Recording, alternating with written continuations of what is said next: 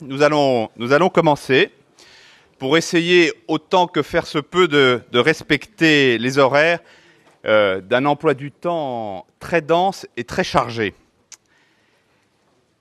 Bien, mesdames et messieurs les ambassadeurs, mesdames et messieurs les présidents, mesdames, messieurs et surtout mes chers amis, laissez-moi tout d'abord vous souhaiter mes vœux les plus chaleureux de bienvenue. Dans cette salle Clémenceau du Sénat, on ne pouvait pas rêver patronage plus illustre et plus adapté à la situation, où Frank Brown, le doyen de l'INSEAD, va ouvrir dans un instant la 4e édition des États de la France. Il y a parmi vous un certain nombre d'habitués de ce rendez-vous qui en connaissent les codes, les rites. Il y a aussi beaucoup de nouveaux venus. D'ores et déjà, j'invite les uns et les autres à prendre une part active au débat auquel nous allons assister et qui vont mobiliser cette année plus de 25 experts, ainsi que les 5 chefs d'entreprise, Clara Guémard, Pascal Rocher, Christian Nibourel, Philippe Carly, Thierry Drillon, avec lesquels j'aurai le plaisir d'animer cette journée. Je les remercie tous par avance, du fond du cœur, et je ne saurais aussi oublier mon vieux complice, Denis Hervudaki, qui a créé ces États de la France il y a 3 ans et qui, depuis, n'a cessé de leur donner plus d'écho, plus de force. D'ailleurs, je pense que pour les uns et pour les autres, ils méritent vos applaudissements.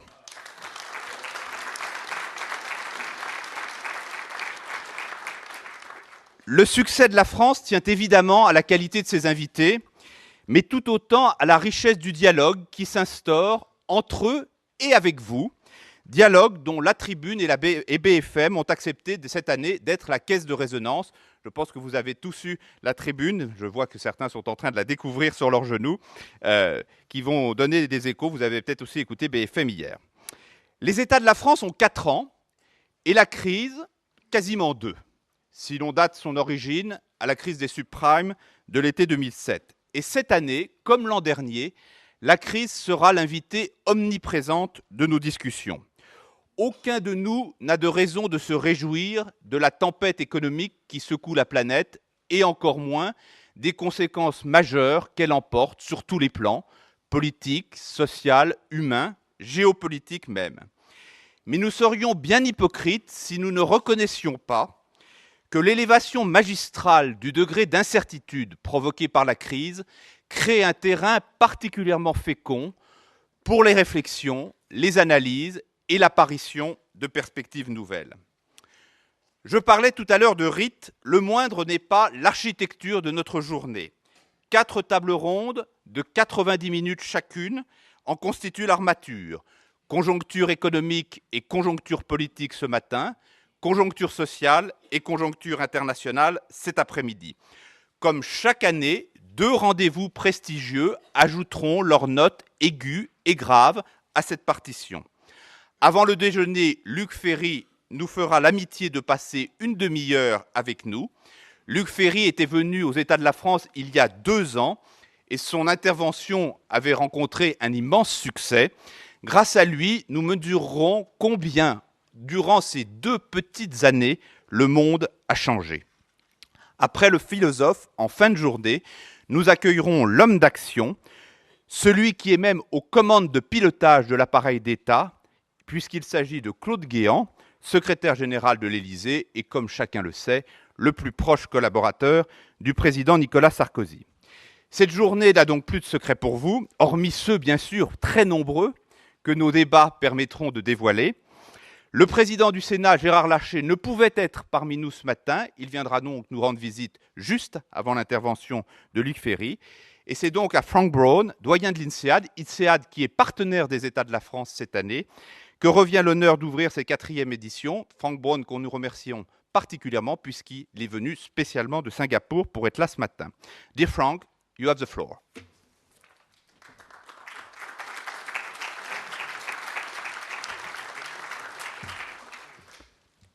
Merci Gilles et bonjour à tous. Comme vous savez, je suis américain, mais j'adore ma vie en France. Et mon français est pas mal, mais pas parfait. Alors, s'il vous plaît, je parle en anglais. Merci. It is a great pleasure for us at INSEAD to be partners in this colloquium today. When Denis called me several months back and proposed this, I was actually very excited because this is the 50th anniversary of INSEAD. And as you know, INSEAD was founded here in France. We have more than 5,000 INSEAD alumni here in France. We have gone on, as you know, to become a global institution, but still our largest campus and our largest constituency group is here in France. So what I'm saying is, I think it is proper for INSEAD to be part of the solution. We have a bit, as the numbers which we'll see in a little while show, we certainly don't have a very positive mood here in France or across Europe. But again, when Denis proposed this, I said, this is a great opportunity for INSEAD to play a central role in these discussions. Now, as you may know, INSEAD, founded 50 years ago here in France, INSEAD was founded on three very important principles which remain the principles or the values today. The first is international, which actually has become global. The second is entrepreneurial and innovative. And the third is independent, which really has come to us to mean decisive. Those principles remain true today. The entrepreneurial spirit has taken us to Singapore and now to Abu Dhabi. And our objective is to provide a global point of view for everyone who comes across the threshold of an INSEAD campus. Now, what does that mean to this crisis economic time we find ourselves in? Well, my own personal view is that most crises do have an end. So if that's the first news flash for today, I hope you'll agree with me. But I also would say that most crises depend on change in order to end. They depend on innovation. They depend on the entrepreneurial spirit that I believe we embody at INSEAD and that I believe we need to take on in France and in Europe. So throughout the course of today, during the 4 panels, during the breaks, I would encourage everyone to think about not just what's wrong and not just how bad things are, but to also think about what needs to change and what can we do as a group to spur that change and to have a critical seat at the table where that change needs to be discussed and needs to be supported. Again, with 5,000 alumni and a very large campus inviting more than 5,000 executives, MBAs, executive MBAs each year, I really want INSEAD to be part of the solution, and I encourage you all to help us figure out how to make that happen. Je vous souhaite un très bon colloque. Merci pour votre attention. Merci.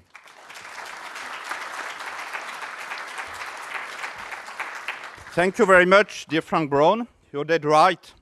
If your goal today is to enlighten France's space throughout the next year, it's quite obvious that our fields of interest are much wider. Of course, it's a long time since France and Europe began to look for the most suitable way to build their future. But now, with the crisis, the world as a whole is aiming for the same task. We can hope that the two enterprises will be deeply joined.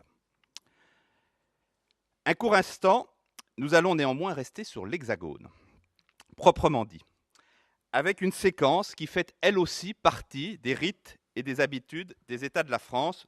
Je veux parler du sondage qu'a réalisé cette année encore pour nous, et spécialement pour nous, TNS Sofres.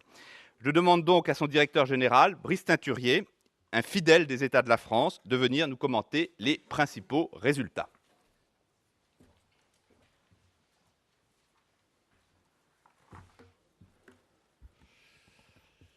Bonjour, je suis particulièrement heureux d'être parmi vous une fois encore pour ces États de la France et je vais vous présenter les résultats de cette enquête que nous avons réalisée cette année auprès d'un échantillon national représentatif de la population française. Donc nous avons voulu travailler sur les Français pour mieux connaître leur perception de la crise, leurs anticipations, leurs craintes et leurs atouts.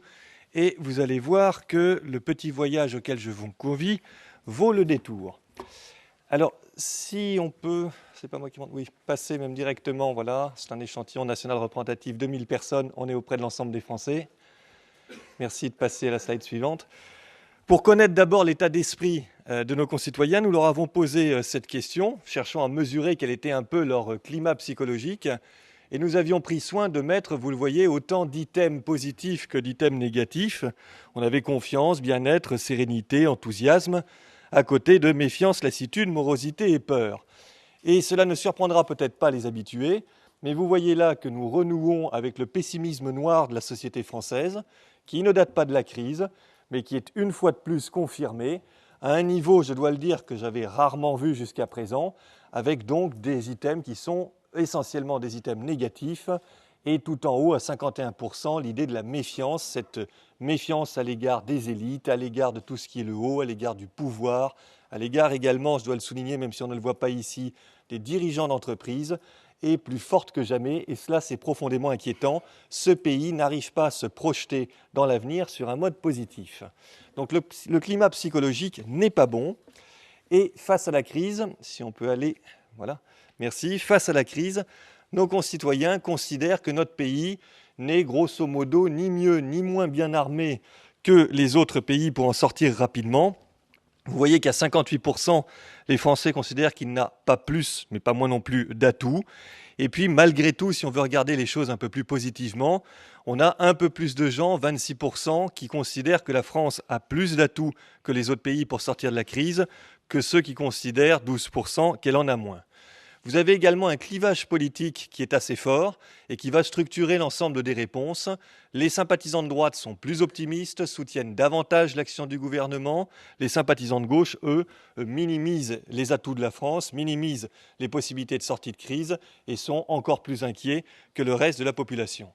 Donc un climat psychologique qui n'est pas très favorable, une perception qui est une perception en gros de on est à peu près dans le même bateau que nos voisins pour sortir de la crise, et des atouts, quand on cherche à creuser un peu cette dimension, des atouts sur ce qui fait la force, on verra ensuite le handicap de notre pays, qui là pour le coup sont intéressants parce que les réponses ne sont pas forcément celles qu'on pouvait attendre le plus. Alors la première réponse, parmi les atouts perçus de notre pays, c'est un système de protection sociale développé. 44% de citations. C'est normal, ça fait partie du cœur de ce que les Français considèrent comme étant un peu l'essence de notre pays, sa spécificité, son atout. Vous savez que nous gérons dans le groupe les enquêtes de l'Eurobaromètre pour la Commission européenne.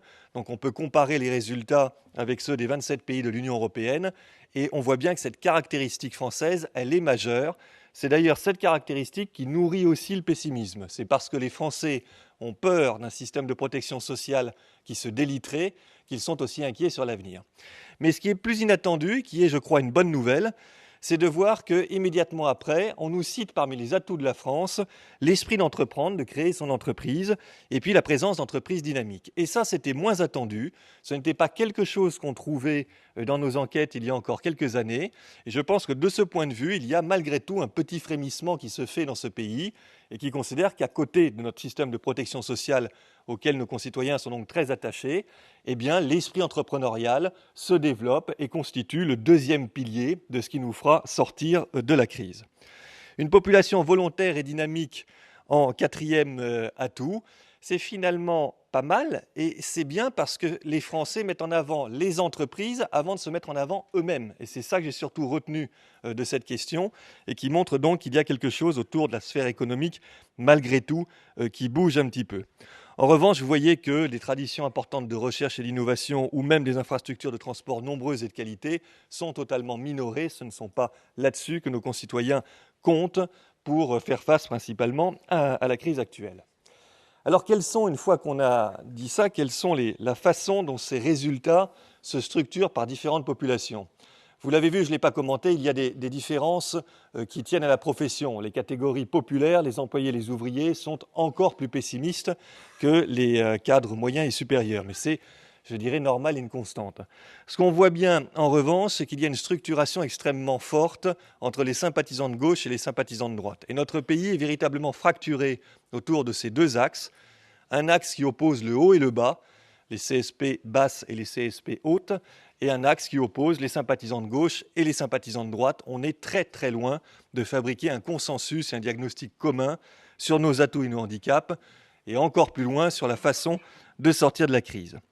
Alors sur les atouts de la France, vous voyez que les sympathisants de gauche mettent en avant très fortement le système de protection sociale, et puis immédiatement après, un service public fort, 32%, c'est à quasi-égalité avec l'esprit d'entreprendre ou la présence d'entreprises dynamiques et une population volontaire et dynamique. C'est ça qui caractérise les sympathisants de gauche par rapport aux sympathisants de droite, qui eux, au contraire, mettent l'esprit d'entreprendre en numéro 1, 45% de citations, et puis ensuite la présence d'entreprises dynamiques et une population volontaire et dynamique à 33%, mais qui minore par rapport aux sympathisants de gauche, vous le voyez, beaucoup l'idée d'un service public fort. Donc il y a là deux visions qui sont loin d'être consensuelles et qui obéissent, je dois le dire, au bout de 23 ans d'études depuis que je fais ce métier, qui obéissent à des constantes où parfois j'ai un peu l'impression, non pas de radoter, mais en tous les cas de rappeler des choses fortement ancrées dans la société française et qui le sont plus que jamais. Alors quand on passe maintenant au handicap perçu par les Français sur notre pays, là on a quelque chose, je crois, qui est important, qu'il faut rappeler, qu'il faut marteler parce qu'on a tendance à l'oublier, c'est l'importance du chômage des jeunes aux yeux des Français. Dans leur incapacité à se projeter dans l'avenir, les Français, je vous l'ai dit, sont inquiets à l'égard de leur système de protection sociale, mais tant que nous aurons un chômage des jeunes aussi élevé, il y aura un blocage dans les perceptions positives et dans la capacité à se projeter demain autrement que sur un mode inquiet et de peur. 52% donc de nos citoyens y voient le handicap le plus grave. Et ça, c'est également nouveau. Le deuxième boulet qui s'accrocherait au pied de la nation, c'est le nombre important de taxes, de charges et d'impôts, 45% de citations. C'est encore plus vrai, vous le voyez ici, chez les ouvriers. Et les ouvriers et les catégories populaires employés et ouvriers sont également celles qui sont les plus inquiètes par l'importance du chômage des jeunes. Donc ces deux éléments sont des éléments aujourd'hui extrêmement importants. La nouveauté, c'est plutôt la montée en puissance, et nous la voyons dans de multiples enquêtes, de la question fiscale et du poids des charges. Le poids de la dette est le troisième élément qui apparaît comme étant inquiétant pour sortir de la crise. Et là aussi, c'est quelque chose qui a commencé à monter en puissance il y a 3 ou 4 ans, avec encore à l'époque l'idée qu'on trouverait une solution, que certes la dette était importante, mais bref, qu'on s'en sortirait toujours. Et aujourd'hui, une perception qui est une perception beaucoup plus inquiète. Elle tient naturellement à l'ampleur des déficits dus à la crise et au plan de relance. Et les Français, je dois dire, sont assez désorientés sur cette question, puisque d'un côté, ils admettent parfaitement qu'il fallait faire le plan de relance, qu'il fallait probablement creuser les déficits pour voler au secours de l'économie, mais d'un autre côté, ils sont extrêmement inquiets par le poids croissant de la dette, pour une raison assez simple, c'est qu'ils se disent que la dette d'aujourd'hui devra être remboursée demain et elle sera remboursée par une hausse des impôts. Donc du coup, au niveau individuel, il y a là aussi une inquiétude majeure. Les autres composantes sont un peu moins fortes et ce qui est intéressant, c'est de voir que la question des inégalités, qui est très forte dans notre pays, n'apparaît pas ou apparaît moins par rapport à ces trois gros enjeux comme étant quelque chose qui nous pénalise dans notre système de sortie de crise potentielle, alors que c'est, vous allez le voir, quelque chose d'important suivant les clivages politiques. Si on peut passer à la suivante, voilà. Vous voyez que suivant les clivages politiques, là encore, on a des réponses qui diffèrent sensiblement entre les sympathisants de gauche et les sympathisants de droite. L'importance du chômage des jeunes structure absolument la perception des sympathisants de gauche, 60% de citations, donc le handicap perçu, là, il est majeur. Mais ensuite, par rapport aux sympathisants de droite, pas forcément hiérarchie, mais par contraste, on voit bien que le maintien d'inégalités est trop importante dans la société. 34% de citations, c'est très important aux yeux des sympathisants de gauche, alors que c'est totalement minoré chez les sympathisants de droite, qui ne citent cette dimension qu'à hauteur de 16%. Ces derniers sont naturellement aussi sur la question du chômage des jeunes à un niveau important, 48%, mais beaucoup moins que les sympathisants de gauche. En revanche, ils sont plus sensibles au poids de la réglementation et des lourdeurs administratives. On retrouve des grandes constantes entre la droite et la gauche sur ces handicaps perçus. Et cela nous montre encore une fois un pays que je trouve très très fracturé, au moins dans le diagnostic qu'il est capable de produire. 24% également de citations à droite pour marquer la résistance au changement des Français, dimension qui, elle, est plutôt minorée chez les sympathisants de gauche.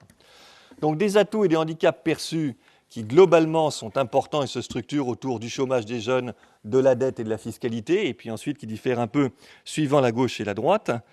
Mais quand on leur demande si la crise, on va le voir tout de suite, voilà, si la crise, le pire de la crise est derrière nous ou reste encore à venir, et je dois rendre hommage à Denis pour cette question, puisque c'est lui qui me l'a suggérée, et je trouve qu'elle est claire, simple et finalement très opérationnelle. Et vous le voyez ici, ce sont les questions les plus simples qui produisent les résultats les plus intéressants.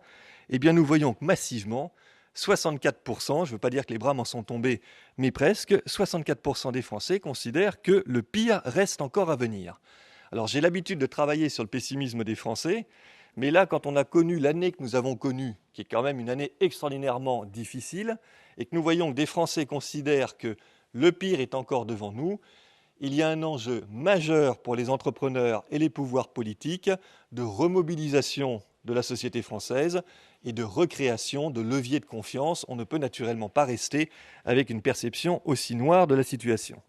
Alors les sympathisants de droite sont moins négatifs que les sympathisants de gauche, vous le voyez encore, mais malgré tout, l'opinion publique française s'est installée dans une crise durable, longue. Quand on leur demande quand est-ce qu'on sortira de la crise, le gros des réponses se fait plutôt en 2011, voire plus tard, qu'à la fin 2010 ou au début 2010. Donc l'installation dans la crise, elle est forte, les handicaps perçus, ils sont importants, les atouts, ils le sont aussi, et ils tiennent quand même beaucoup, je tiens à le souligner devant ce parterre, à la capacité des entreprises françaises à remobiliser les salariés et également à regagner des parts de marché. Alors sur la réforme du système capitaliste, question qui a beaucoup agité les commentateurs durant ces derniers mois et cette crise, vous avez ici quelque chose d'assez intéressant et qui a évolué dans le temps. Quand on demande aux Français si, selon eux, il faudrait réformer le système capitaliste en profondeur ou sur quelques points ou ne pas le réformer, vous avez là aussi une singularité hexagonale absolue. Vous le voyez sur le slide de gauche, 50% des Français considèrent qu'il faut réformer le système capitaliste en profondeur. Il faut y ajouter 37% qui nous disent qu'il faut le réformer sur quelques points. Autant dire que nous sommes sur des chiffres quasi staliniens, si vous me permettez ce parallèle, et nous pouvons saluer les quelques 3% de Français qui considèrent qu'il ne faut pas réformer le système capitaliste. Là, pour le coup, la singularité française, je vous le disais, elle est totale, parce que la même question posée dans la plupart des pays européens fait apparaître non pas plus de 90% de souhaits de réforme, mais plutôt 20 à 25% d'Européens qui disent qu'il faut réformer sur quelques points le système capitaliste, et une quinzaine de points qui nous disent qu'il faut le réformer en profondeur. Donc la faible adhésion, et je le répète depuis longtemps, la faible adhésion des Français à l'économie de marché, elle est à nouveau très très puissamment développée, dévoilée à l'occasion de cette crise. Ça ne signifie pas que les Français voudraient revenir vers le kolkhoz. Ça signifie simplement que cette adhésion à l'économie de marché est fragile dans notre pays et beaucoup plus fragile que dans le reste de l'Europe. Et puis il y a un second problème qui, je crois, est important là davantage pour le pouvoir politique, qui est leur pronostic. Ils souhaitent une réforme en profondeur du système capitaliste, mais ils estiment, ils pronostiquent majoritairement à 43% qu'il ne sera pas réformé, 43%, et qu'il sera seulement réformé en profondeur pour 8% des Français, puis pour 36%, il y aura quelques petites retouches. Il y a donc un hiatus profond entre le souhait et le pronostic, et ce hiatus ne cesse de s'aggraver. C'est-à-dire qu'il y a quelques mois, nous avions déjà posé ces questions, le souhait était tout aussi fort, mais le pronostic était plus élevé. Donc il y a une forme de désillusion de la part des Français sur la capacité du système à être réformé ou à se réformer comme ils le souhaiteraient. Et ça, naturellement, ça entretient aussi pour eux ce climat d'inquiétude et de relative morosité. Alors dans ce contexte, on comprend aisément que la politique du gouvernement est majoritairement désavouée, malgré un soutien, vous allez voir, toujours fort des sympathisants de droite. Quand on pose la question, est-ce que la politique économique du gouvernement va plutôt dans la bonne direction ou plutôt dans la mauvaise direction, pratiquement un Français sur deux nous dit qu'elle va dans la mauvaise direction. On a un petit soutien à 27% de Français qui nous disent ça va dans le bon sens, et puis le reste qui se réfugie soit dans la non-réponse, soit dans ni l'un ni l'autre. Je voudrais m'attarder juste un instant sur ce 27%, qui est un peu une constante que nous avons dans nos enquêtes depuis maintenant longtemps. En gros, entre 27-28% point bas des Français et 32-35% d'entre eux soutiennent l'action du gouvernement, font confiance à Nicolas Sarkozy, électoralement parlant, voteront ou sont prêts à voter pour l'UMP. Et on voit bien qu'on a là un socle qui tient, qui est à peu près dans cet étiage. En revanche, ce qui est plus inquiétant pour le gouvernement, c'est de voir qu'effectivement, la grande majorité, malgré tout, des Français ne comprend pas l'action politique et économique telle qu'elle est menée actuellement ou n'y adhère pas, car bien souvent, ce n'est pas qu'un problème d'information ou de compréhension. Malgré tout, vous voyez aussi ici que 62% des sympathisants de droite estiment, eux, que cette politique va dans la bonne direction, donc c'est une bonne majorité. On n'est pas à 80 ou 85% quand même. Mais ça constitue un socle qui, encore une fois, tient à peu près le coup dans un étiage qui est un étiage bas. Alors dans le détail pourtant, quand on les interroge sur une série de mesures prises par le gouvernement, ces mesures sont toutes perçues, vous allez le voir, majoritairement utiles, sauf une sur laquelle je reviendrai. Mais les mesures en faveur des entreprises et du soutien aux PME sont 67%, majoritairement, massivement, même perçues comme utiles. Et l'intensité de cette utilité perçue, 23%, n'est pas négligeable. Donc tout ce qui peut être fait en faveur des entreprises, les Français l'approuvent. Et de ce point de vue, l'action publique est une action bienvenue. Les mesures en faveur du développement des métiers de la croissance verte, c'est aujourd'hui très porté, c'est à la mode, ça renvoie aussi à des réalités qui sont importantes. Et là également, vous le voyez, les Français suivent massivement, 63%. Les mesures en faveur de l'emploi des jeunes, c'est leur inquiétude majeure, première. 61% trouvent que c'est utile sans forcément savoir exactement ce qui est fait. On est sur des perceptions globales. Et l'intensité du soutien est assez forte, vous le voyez aussi, 27%. En revanche, le plan de relance de l'activité mise en place par le gouvernement est déjà plus clivé, puisque 47% considèrent qu'il est utile et 39% qu'il n'est pas utile. Alors ceux qui considèrent qu'il n'est pas utile, ce n'est pas sur l'intention véritablement, c'est sur le manque de résultats observables. La difficulté actuelle dans laquelle nous sommes en termes de perception, c'est que les Français ont approuvé massivement il y a un an l'énergie de Nicolas Sarkozy, sa capacité à mobiliser les partenaires européens, à dire qu'il y avait un capitaine à la barre et à essayer de mobiliser donc l'ensemble de l'économie. Mais un an après, la difficulté pour le chef de l'État, c'est qu'une grande partie d'entre eux ont le sentiment que les résultats ne sont pas au rendez-vous. Et quand on a fait de sa marque de fabrique l'action et le résultat, naturellement, on est d'autant plus sanctionné en termes d'opinion sur ces dimensions-là, quand les Français considèrent à tort ou à raison que le résultat n'est pas palpable. Et puis sur le lancement d'un grand emprunt national, vous le voyez, dès le début, ce grand emprunt aussi avait été un petit peu mitigé.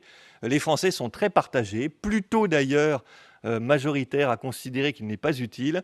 C'est la crainte d'un accroissement des déficits sans qu'ils en voient pour autant les effets potentiellement positifs. Mais je crois là aussi qu'on est dans le point bas de ce que l'on peut mesurer, puisqu'on parle aux Français d'un grand emprunt, donc on en parle potentiellement aussi de déficit, et nous n'avons pas encore la phase positive, qui sera la phase où on va parler de ce que permet ce grand emprunt, et on va pouvoir les projeter à partir de ce grand emprunt dans des projets qui seront des projets plus heureux, plus positifs, et qui matérialiseront davantage des résultats. Donc je pense que là, on est malgré tout dans le point qui est le point le plus bas. Enfin, et pour terminer, une note un peu plus positive dans ce climat qui, vous l'avez compris, n'est quand même pas un climat, j'en suis désolé, mais très, très, très positif. La note un peu plus positive, c'est que malgré tout, nous avons quelques Français qui considèrent que, à l'occasion de la crise et des conférences internationales, le G8, le G20, etc., la France, pour 29% des Français, la France a plutôt accru son rôle en Europe, 14% estimant qu'il a été diminué. Donc on a un différentiel positif, même si la grande majorité, mais là c'est normal, 48%, estiment que les choses n'ont pas véritablement changé. Et puis le coq gaulois estime également que l'influence de l'Hexagone s'est un peu accrue dans le monde, puisque vous voyez là que 22% considèrent aussi que nous avons une influence qui s'est étendue sur l'ensemble de la planète et 17% qu'elle a diminué, 51% estimant qu'elle n'a pas changé. Donc globalement, un pays qui reste pessimiste, qui s'installe dans une crise durable, mais un pays, et je voudrais terminer par là, qui compte avant tout sur ses entreprises pour nous sortir de cette crise. Je vous remercie.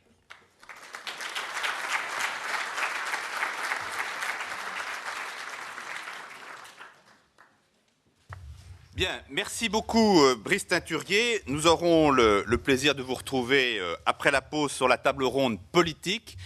J'ai l'impression que vous nous avez donné beaucoup de munitions dans lesquelles nous irons puiser tout au long de notre débat.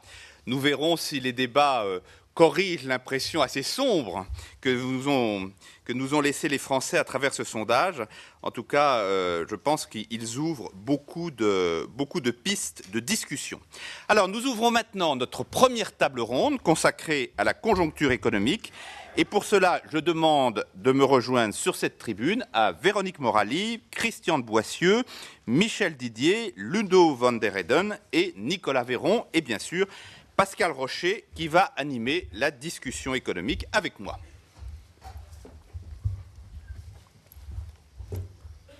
Vous avez repéré vos emplacements? Oui, je pense.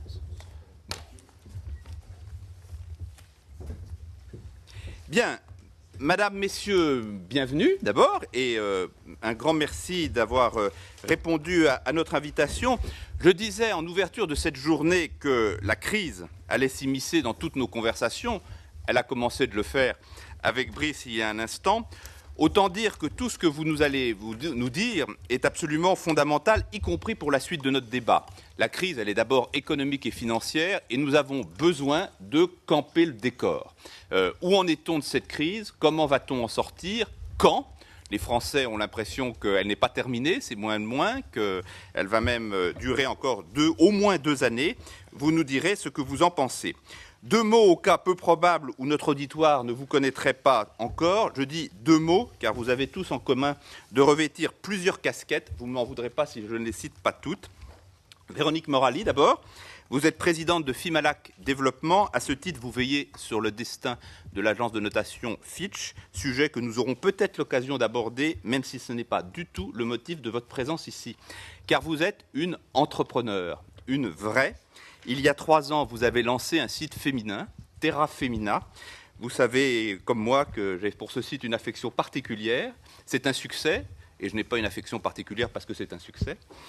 Plus récemment, vous avez créé une plateforme 2.0 de services aux entreprises. Vous nous direz exactement de quoi il retourne. Il nous a paru très important cette année que, évidemment, nous puissions parler d'économie à travers l'œil des experts, et notamment des experts de la macroéconomie et de la finance, mais aussi du point de vue des entreprises. C'est aussi ce qui justifie la présence de mon voisin de gauche, Ludo van der Heyden, qui, s'il n'est pas entrepreneur lui-même, encore que, connaît parfaitement le monde des entreprises, et ce, à l'échelle planétaire. Vous êtes belge, tendance flamand francophone, ce qui est assez rare pour être suffisamment cité. Vous êtes ingénieur de mathématiques appliquées. Après un doctorat à Yale, vous avez vécu, lapsus révélateur, vous avez vécu 15 ans aux États-Unis avant de revenir en Europe, de rejoindre l'INSEAD, où vous avez été le co-doyen durant 5 ans et où vous avez ouvert le programme doctoral il y a maintenant 9 ans. Vous y occupez la chaire des entreprises familiales et êtes particulièrement aware sur tout ce qui a trait à la gouvernance des entreprises. Le regard que vous portez sur les entreprises françaises et sur l'économie française nous sera très utile. Christian de Boissieu, juste à droite, là-bas, que tout le monde connaît, notamment les habitués des États de la France, car vous êtes déjà venu souvent ici. Vous êtes économiste, professeur d'économie, cette dernière qualité ravivant quelques souvenirs communs, plutôt bons. Vous êtes aujourd'hui président du Conseil d'analyse économique, le think tank placé auprès du gouvernement, du Premier ministre, pour éclairer la politique gouvernementale. Vous êtes aussi un grand connaisseur du monde bancaire et de l'économie bancaire. À ce titre, vous avez publié en début de semaine un papier qui commence à faire pas mal de bruit et dont vous nous donnerez certainement un certain nombre d'éléments tout à l'heure. J'ajouterai, sans en dire plus, que votre présence parmi nous, particulièrement cette semaine, vous vaut notre plus profonde gratitude et notre très sincère amitié. Michel Didier, à côté de Christian, vous présidez l'Institut de conjoncture COE Rexecode. Vous êtes, vous aussi, un ami des États de la France, le plus fidèle de surcroît, car je crois que, comme Brice, vous êtes le seul à avoir participé aux 4 éditions. Outre le plaisir de vous revoir chaque année, il y a la satisfaction de constater qu'en matière de prévision macroéconomique, vous tapez, sinon dans le mille, à l'impossible, nul n'est tenu, mais en tout cas tout près de la cible, et en suivant toujours des chemins assez marginaux par rapport au consensus. L'an dernier, au plein milieu de la crise, vous refusiez de céder au pessimisme général.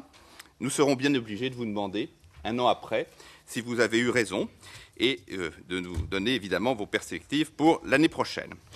Nicolas Véron, enfin, le Benjamin, est donc par définition l'expert le plus prometteur de notre panel. Depuis 2005, vous êtes économiste au Centre de réflexion européen Bruegel, un think tank de plus en plus réputé qui a comme ambition de clarifier les grands enjeux de politique économique et d'apporter des recommandations au gouvernement européen.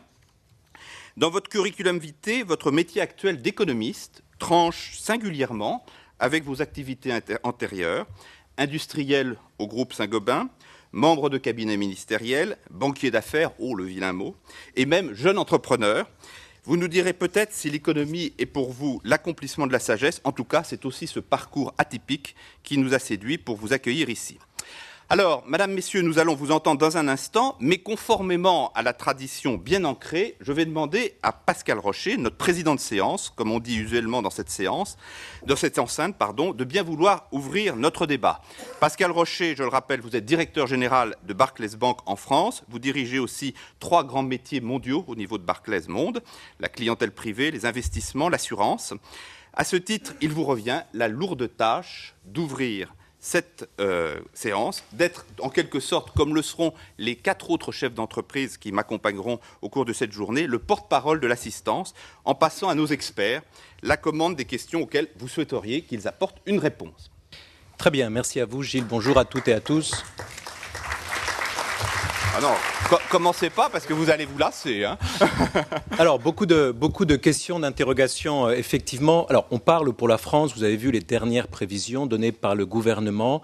On est certes sorti techniquement de la récession, on parle d'une croissance de 1 à 1,5% en 2010. Et je crois que par rapport à nos experts, par rapport au panel, il serait passionnant d'écouter un petit peu la logique des fondamentaux de cette croissance pour 2010. Si on reste sur les 3 moteurs classiques que sont la consommation, l'exportation et les investissements, les questions, je crois, que j'aimerais poser au panel seraient les suivantes, dans un contexte français et dans un contexte global.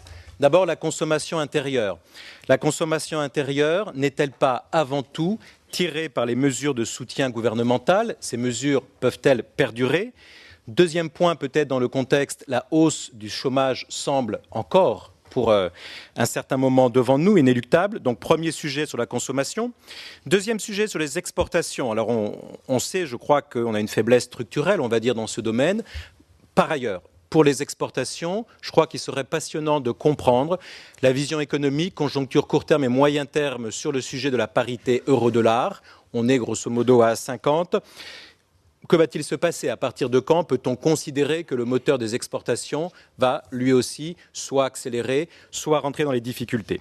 Et puis, troisième sujet majeur, les investissements.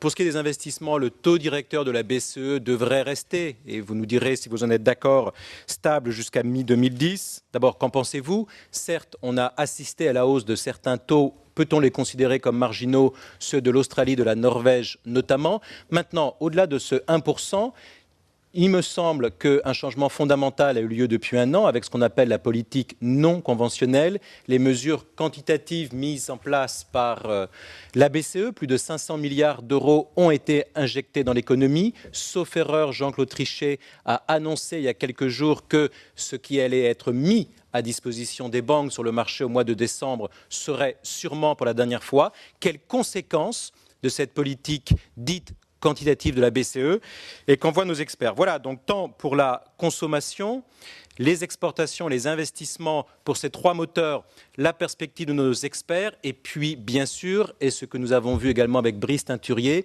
ceci dans un contexte global de dette accrue. Grosso modo, sauf erreur, la dette ne pourra pas ne pas dépasser 80% du PIB l'an prochain pour la France. On imagine mal, j'imagine, la France répudier sa dette. Donc, si la croissance n'est pas au rendez-vous, il nous reste le couple taxe, impôt, inflation. Comment ce couple impôt-inflation peut, à terme, impacter la croissance? Voilà, Gilles, si cela vous convient, les questions qu'on pourrait traiter lors du panel. Merci Pascal. Je suis sûr évidemment que nos invités vont avoir à cœur de répondre à toutes ces questions. Alors, nous sommes répartis les rôles, ou plus exactement, nous avons réparti le rôle de nos invités de la manière suivante. Avec Michel Didier, nous essaierons évidemment de dresser le paysage complet de la conjoncture en 2010, en France et à l'étranger, les deux étant évidemment totalement connectés.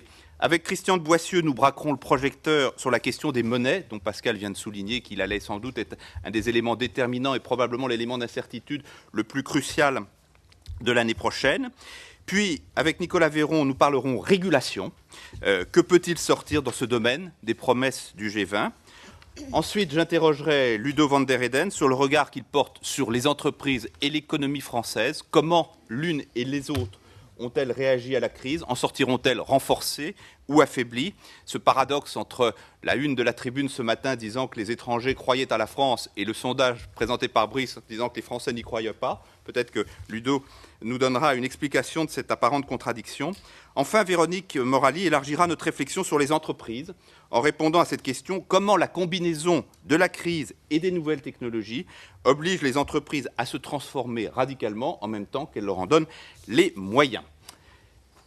Mon cher Michel, comme toujours, vous êtes le premier à parler pour essayer de nous décrire le paysage, reprise ou pas reprise, reprise en V, reprise en W, reprise en L. L'année a même produit la reprise en pipe, qui explique bien ce qu'elle veut dire, une toute petite reprise, et puis ensuite un long plat. C'est un peu mieux que le L, mais c'est quand même beaucoup moins bien que le V. Votre point de vue là-dessus? Bien, en quelques minutes, je crois que c'est la règle de ce premier tour de table. 6-7 minutes, et puis ensuite on débat.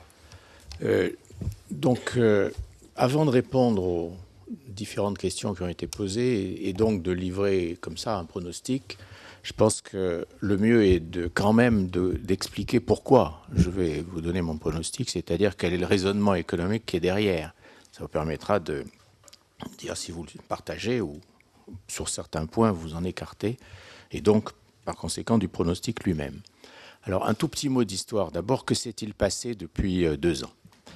On a une multitude de problèmes qui sont décrits d'ailleurs assez bien dans la page d'introduction qui vous a été distribuée dans l'invitation au colloque. Je vais me centrer uniquement sur les problèmes de nature macroéconomique. Et je pense que sur ce plan macroéconomique, il y a la conjonction de deux choses qui se sont interférées en quelque sorte. La première, c'est un retournement classique qui est arrivé en 2007, on dirait, dans le premier semestre 2007, et qui s'est amplifié par la suite. Retournement classique qui aurait normalement conduit à une récession molle du type de celle de 2001. On avait eu un cycle de croissance très fort, on avait eu une envolée quand même de l'inflation. Rappelons-nous qu'à la mi-2008, l'inflation américaine était de 6% l'an. Bon, ça ne pouvait pas rester comme ça. Ça a prélevé du pouvoir d'achat, ça a fait retourner l'ensemble des économies. Mais ça, c'était, je dirais, un retournement de type classique. Et puis, il y a eu un deuxième effet qui s'est rajouté à tout cela, en 2 temps, qui est un effet de panique financière, avec l'effet maximal, pratiquement, il y a 1 an, c'est-à-dire au moment de nos derniers États de la France. Cet effet de panique a fait que tout le monde a coupé dans les dépenses, dans les investissements, et qu'on a eu cette chute dans le vide qu'on a connue pendant à peu près 6 mois. Ces 2 mouvements sont assez différents et s'inscrivent dans des temps économiques différents. Le premier, c'est-à-dire le retournement du cycle, s'inscrit dans un mouvement de 7-10 ans, on va dire. Les cycles sont d'une durée de 7 à 10 ans. C'est un cycle un peu plus court qui s'est produit, 2000-2007, mais enfin c'est à peu près dans l'ordre normal. Ça veut dire que le prochain cycle, que je vois d'ailleurs se profiler, lui-même va durer à peu près cette même longueur de temps. Son déroulement normal, 2007 retournement, aurait conduit à, s'il n'y avait pas eu par surcroît l'effet de panique dont je vais dire un mot après, aurait conduit à un redémarrage de l'activité économique mondiale, on va dire, mais surtout dans les pays développés, puisque les émergents ont un peu une histoire différente, en 2009, c'est-à-dire 2 ans après le retournement à la baisse, on aurait eu un début de redémarrage de l'économie. Alors, c'est ajouté à cela l'effet de panique, avec un choc violent, extrêmement violent, on l'a dit, répété partout, le plus violent depuis la crise de 1929. C'est d'ailleurs pas tout à fait le cas, parce que la crise de 1929 n'avait pas été violente. Elle s'est installée en plusieurs années, elle a duré longtemps, précisément, à mon sens, parce qu'elle n'a pas eu elle n'était pas de la même forme, si vous voulez. Donc un choc extrêmement violent, mais finalement assez court, en partie, bien sûr, grâce à la réaction des États, vigoureuse, dans laquelle de l'ensemble des États du monde, mais dans laquelle la France a joué un rôle, je le rappelle, hein, vous en êtes tous conscients, assez majeur. Les États ont réagi, et ce choc violent s'est avéré se traduire par une contraction très forte, mais qui, à mon sens, devait trouver assez vite un plancher. Et c'est la raison pour laquelle je ne partageais pas le pessimisme, on ne peut même pas parler de ce pessimisme, il faut dire le catastrophisme ambiant d'il y a 1 an, un peu relayé d'ailleurs par certaines organisations internationales. Alors voilà, ça c'est la toile de fond. Maintenant, pourquoi, comment je vois maintenant l'avenir, puisque c'était la question quand même posée, c'est la seule qui évidemment est importante pour nous. Alors qu'est-ce qu'on a maintenant? Moi je crois qu'actuellement on assiste au mouvement inverse, une sorte de débouclage des situations.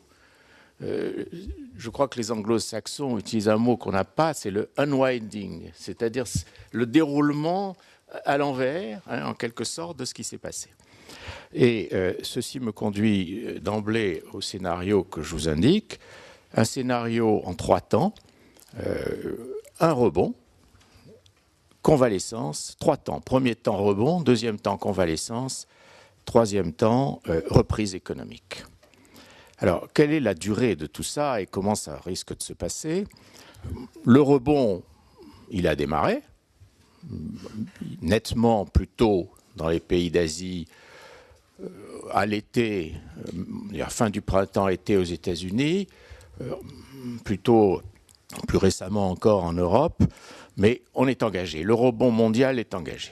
Rebond, ça veut dire des moments de taux de croissance assez forts. Constatez quand même que après une période, pas si loin après une période de catastrophisme généralisé, les États-Unis ont fait 3,5% de croissance, c'est-à-dire des chiffres dont on rêverait sur le trimestre 3, troisième trimestre. Donc pour ce rebond, nous ramène en quelque sorte vers les fondamentaux. Le fondamental, c'est quoi? C'est le mouvement du cycle qu'on va retrouver. On avait quitté en quelque sorte le mouvement naturel du cycle avec le choc de panique financière. On est en train d'y revenir. D'ailleurs, l'élément financier est largement maintenant derrière nous.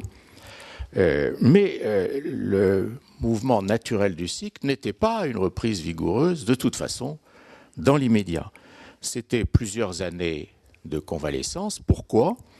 Parce que derrière cette période de rebond, il n'y a pas véritablement de moteur auto-entretenus, susceptibles d'accélérer la croissance. Ni la consommation, et ça me permet de répondre à la question qui a été posée il y a quelques minutes, ni la consommation, parce que la consommation, elle dépend essentiellement des revenus, c'est-à-dire de l'emploi et des taux de salaire, enfin des revenus dans leur ensemble, enfin les salaires jouent un grand rôle, et un peu d'ailleurs aussi de la distribution publique qui a été très forte. Dans la période récente, de très loin, les revenus qui ont augmenté le plus vite, et fort d'ailleurs, avec des niveaux très élevés, 6% l'an, ce qui est considérable dans une économie en récession, c'est les prestations sociales. On a continué à distribuer un haut niveau de prestations sociales et en forte accélération. Ça a soutenu d'ailleurs la consommation, mais ça ne peut pas durer. On se heurte au déficit public. En tout cas, on ne peut pas garder ces taux de croissance durablement. Donc, consommation va rester positive, mais quand même faible. Aucune chance, à mon avis, que l'investissement ne reparte avant un moment, parce que je parle de l'investissement sur notre territoire. Il faut faire très attentif à ça, parce que souvent, dans discussion avec les grandes entreprises, on parle d'investissement et elles voient leur budget d'investissement mondial.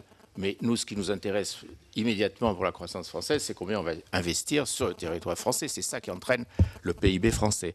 Et ça, je pense que ça risque de rester, d'abord parce qu'il y a des capacités de production, parce que les marges ont été fortement entamées pendant cette période difficile, et puis parce qu'il n'y a pas de besoin, si vous voulez, dans l'immédiat d'investir. Et d'ailleurs, ce qu'on voyait tout à l'heure sur le sondage, qu'il ne faudrait peut-être pas publier, parce que ça va contribuer à allonger un peu la période de morosité.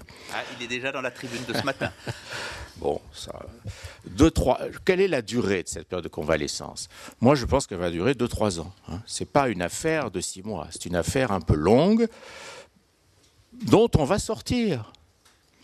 On en sortira donc au bout de 2-3 ans par le haut, c'est-à-dire par une reprise économique. C'est le mouvement normal du cycle, et c'est comme ça d'ailleurs que les cycles antérieurs se sont produits. Quand un cycle dure 7-10 ans, ça veut dire que la reprise n'est pas immédiate. Il y a 2-3 années où il faut reconstituer les forces de croissance. Alors dans ce contexte-là, rebond, convalescence, reprise. Je pense qu'à court terme, et c'était surtout 2010, éventuellement un peu 2011 qui nous intéresse aujourd'hui, on est dans une période donc où l'année 2010 va plutôt commencer mieux qu'elle ne va se terminer. C'est-à-dire qu'elle va commencer par la prolongation du rebond, avec des taux de croissance qui, à mon avis, vont surprendre encore.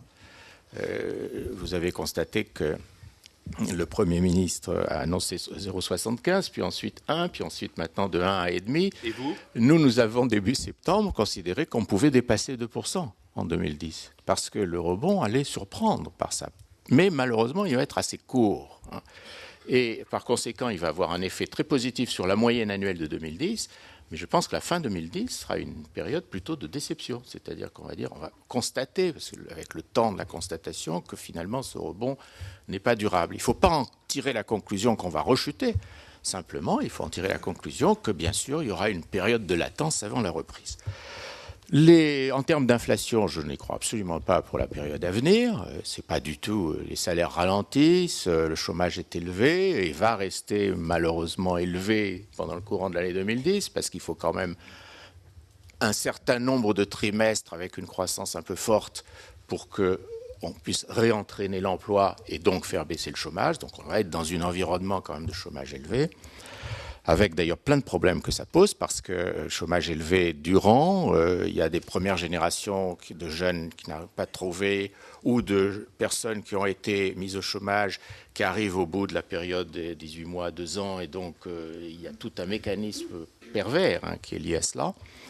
Des taux d'intérêt qui vont, à mon sens, rester bas, mais avec quand même des difficultés des banques centrales à défendre leur politique de taux bas avec le temps qui passe. Parce que si on est dans un rebond, si de surcroît, et là aussi il y a une incertitude majeure, les pays émergents et notamment l'Asie continuent sur le rythme sur lequel ils sont actuellement, je pense qu'on va avoir des potentialités de hausse à nouveau de prix des pétroles et des matières premières, et qu'on va se dire mais comment il y a de la croissance, il y a à nouveau des pressions sur les prix, est-ce qu'il est légitime de garder des taux d'intérêt aussi bas? Les banques centrales vont être soumises à tout cela, et voilà, c'est dans ce contexte un peu à la fois positif mais d'interrogation et simultanément d'instabilité un peu financière et monétaire, je ne parle pas des taux de change, Christian va en parler, que nous allons aborder l'année 2010. Vous faisiez la moue tout à l'heure quand je vous parlais de la courbe en pipe. C'est bien celle que vous nous annoncez. C'est-à-dire je ne faisais pas la moue, je ne savais pas. Je découvrais la courbe en pipe ce matin. Non, mais il faut innover quand même de temps en temps. Très bien. Merci Michel. C'est toujours évidemment clair et en même temps avec un parti pris absolument impeccable. On va revenir évidemment, hein, comme c'est vous qui avez dessiné le paysage d'ensemble, on sera évidemment dans la discussion amené à revenir sur certains points et peut-être pour les discuter entre nous. Comme vous le disiez, on va donner tout de suite la parole à votre voisin. Christian, on a envie de braquer le projecteur sur l'aspect des monnaies parce qu'après la crise financière, puis la crise économique, apparaît le mot de crise monétaire avec un grand point d'interrogation. Le point d'interrogation, je vous le retourne en espérant que vous ne me le retourniez pas avec un point d'exclamation. Bien, mesdames, messieurs, bonjour et merci de votre invitation. Gilles me vous voit, mais je vais te tutoyer. Tu vois, il y a une asymétrie. Bon, non. Je m'adapterai. C'est mal fait. Bon, mais je suis... la pipe que tu as en tête, c'est la pipe de Sherlock Holmes. Oui. C'est pas la pipe classique. Oui. Celle que vient... Oui, parce que ça, c'est le L. Oui, tout à fait. Est-ce que tu... Non, je vais parler de monnaie, rassurez-vous, de taux de change, d'inflation, tout ça est lié. Mais je voudrais prendre 1 minute et demie pour dire que moi, j'ai été passionné par la présentation de votre sondage. Je suis demandeur d'avoir d'ailleurs le détail, si c'est possible d'avoir accès aux détails. Et je trouve que les Français, au fond, il y a 2 choses qui me frappent. Premièrement, les Français, sans le dire, ils prennent la définition de sortie de crise qui est celle qui a été proposée par le président de la République. C'est-à-dire, la crise sera finie le jour où le chômage arrêtera de monter. Bon, c'est ça et ils sont même peut-être un peu plus pessimistes que cette définition du président de la République. Alors, le chômage, il arrêtera de monter, compte tenu des taux de croissance. Alors, si on a 2% de croissance, on l'aura sans doute pas, tu l'as dit, Michel, sur l'ensemble de l'année 2010. En France, il faut avoir, j'allais dire, au moins 1,5% de croissance en moyenne et pas en dents de scie pour commencer à stabiliser le chômage et avec une démographie qui nous aide plutôt. Si on avait aujourd'hui la démographie d'il y a 15 ans, ça serait encore plus compliqué, d'une certaine façon, de s'en sortir. Donc, si vous raisonnez, y compris sur la fourchette donnée par le Premier ministre il y a quelques jours, probablement le chômage va continuer à augmenter en France l'essentiel de l'année 2010, comme dans les autres pays. Et moi, alors sans démagogie, et pas parce que vous l'avez dit dans votre sondage, mais c'est parce que j'ai la casquette de prof d'université, qui est mon métier de base quand même, je suis inquiet sur la progression du chômage des jeunes, qui en France augmente 2 fois plus vite que le chômage global. Et le phénomène nouveau 2009-2010, c'est la progression du chômage des jeunes diplômés. Je ne suis pas en train de dire qu'un jeune diplômé est plus important qu'un jeune non diplômé. Je suis en train de dire que le chômage des jeunes non diplômés était malheureusement un phénomène ancien. Et ce qui est nouveau, ce qui bouge, si je puis dire, dans le mauvais sens, c'est 2009-2010, la montée du chômage des jeunes diplômés. Avec là, j'évoque un point, même si je n'ai pas la réponse, je pense que il y a une sorte de vrai problème du côté des théories économiques de l'emploi et donc des politiques de l'emploi. Je veux dire par là qu'il ne faut pas trop en vouloir aux politiques publiques. Je ne parle pas de la France, je parle en général, parce que je pense que du côté des théories économiques adaptées à cette situation que je viens de résumer, les réponses sont souvent assez conventionnelles et au fond manquent de créativité, d'imagination. Et là, il y a sans doute, pour nous économistes et en liaison avec les décideurs publics, un chantier à ouvrir très vite. Allez, les monnaies. Oui, deuxième chose qui m'a frappé, je vais arriver aux monnaies, c'est que ce que montre votre sondage, c'est qu'en France, le débat reste un débat sur le système et que c'est accentué par la crise. Chez nos voisins européens, le débat est comme aux États-Unis, ou en Angleterre, je dirais qu'il y a quand même un voisin, un débat dans le système. Et donc, cette articulation entre des pays ou des sociétés dans lesquelles le débat est dans le système et par rapport à ceux dans lesquels le débat est sur le système me paraît très important pour éclairer ça. Alors, sur les monnaies, moi, je suis plutôt optimiste dans la vie et je vais évoquer quelque chose qui ne va pas me rendre optimiste à vos yeux. Je veux dire par là que je pense que 2010 et peut-être 2011, je veux dire, les 2 ou 3 années qui viennent sont menacées d'un scénario d'évaluation compétitive au plan mondial. Et je voudrais en faire la démonstration d'évaluation compétitive. Je voudrais en faire la démonstration. La consommation, je reviens sur les 3 composantes principales. La consommation, elle va quand même souffrir de la montée du chômage et du développement des épargnes de précaution. Du développement des épargnes de précaution, c'est le cas en France, c'est le cas dans d'autres pays. Alors la consommation a été aidée depuis 1 an par la baisse des taux d'inflation et même le fait que l'inflation a été négative sur plusieurs mois. Mais ça, c'est un effet de base lié à l'évolution des prix du pétrole. Aujourd'hui, ça, c'est derrière nous. L'inflation redevient rapidement positive. Il n'y a pas le feu dans la maison, je suis tout à fait d'accord avec Michel, mais ça veut dire qu'on ne peut plus compter sur une progression des revenus réels des ménages provenant en quelque sorte de la désinflation, voire de forces, disons, d'inflation négative. Donc, je pense que la consommation est menacée par les effets de richesse négatifs, c'est le cas aux États-Unis, par la remontée sous contrôle des taux d'inflation. L'investissement, je suis d'accord avec Michel, l'investissement productif ne va pas repartir tout de suite. Il va peut-être simplement arrêter de reculer. Et rien que ça, ça peut permettre de redonner un peu de croissance mécaniquement par un effet de base. On n'a pas parlé des stocks, mais l'effet relance par le restockage de la part des entreprises, c'est un effet évidemment temporaire. On ne peut pas fonder une reprise durable sur du restockage. Ça, c'est pour les mois qui viennent. Ça va aider 3e et 4e trimestre 2009 et peut-être le début 2010. Et puis après, ça sera fini. Et donc, les pays vont avoir tendance, un peu à travers le monde, à mettre le paquet ou à vouloir doper leurs exportations. Compte tenu de ce que je viens de dire, pression sur la consommation, pression sur l'investissement, il reste à essayer de se sauver par l'exportation. Comment on essaye de se sauver par l'exportation? Tentation de la dévaluation compétitive. Surtout dans un contexte, Michel l'a dit et je suis d'accord avec lui, où l'inflation sur biens et services va rester basse. L'inflation sur biens et services va rester basse pour 2 raisons. Une première raison positive qui est la mondialisation, qui n'a pas été remise en cause par la crise. Et la mondialisation, ça veut dire la concurrence dans tous les secteurs. Il n'y a plus d'entreprises dans le monde aujourd'hui qui soient price makers. Même les soi-disant monopoles sont devenus des price takers.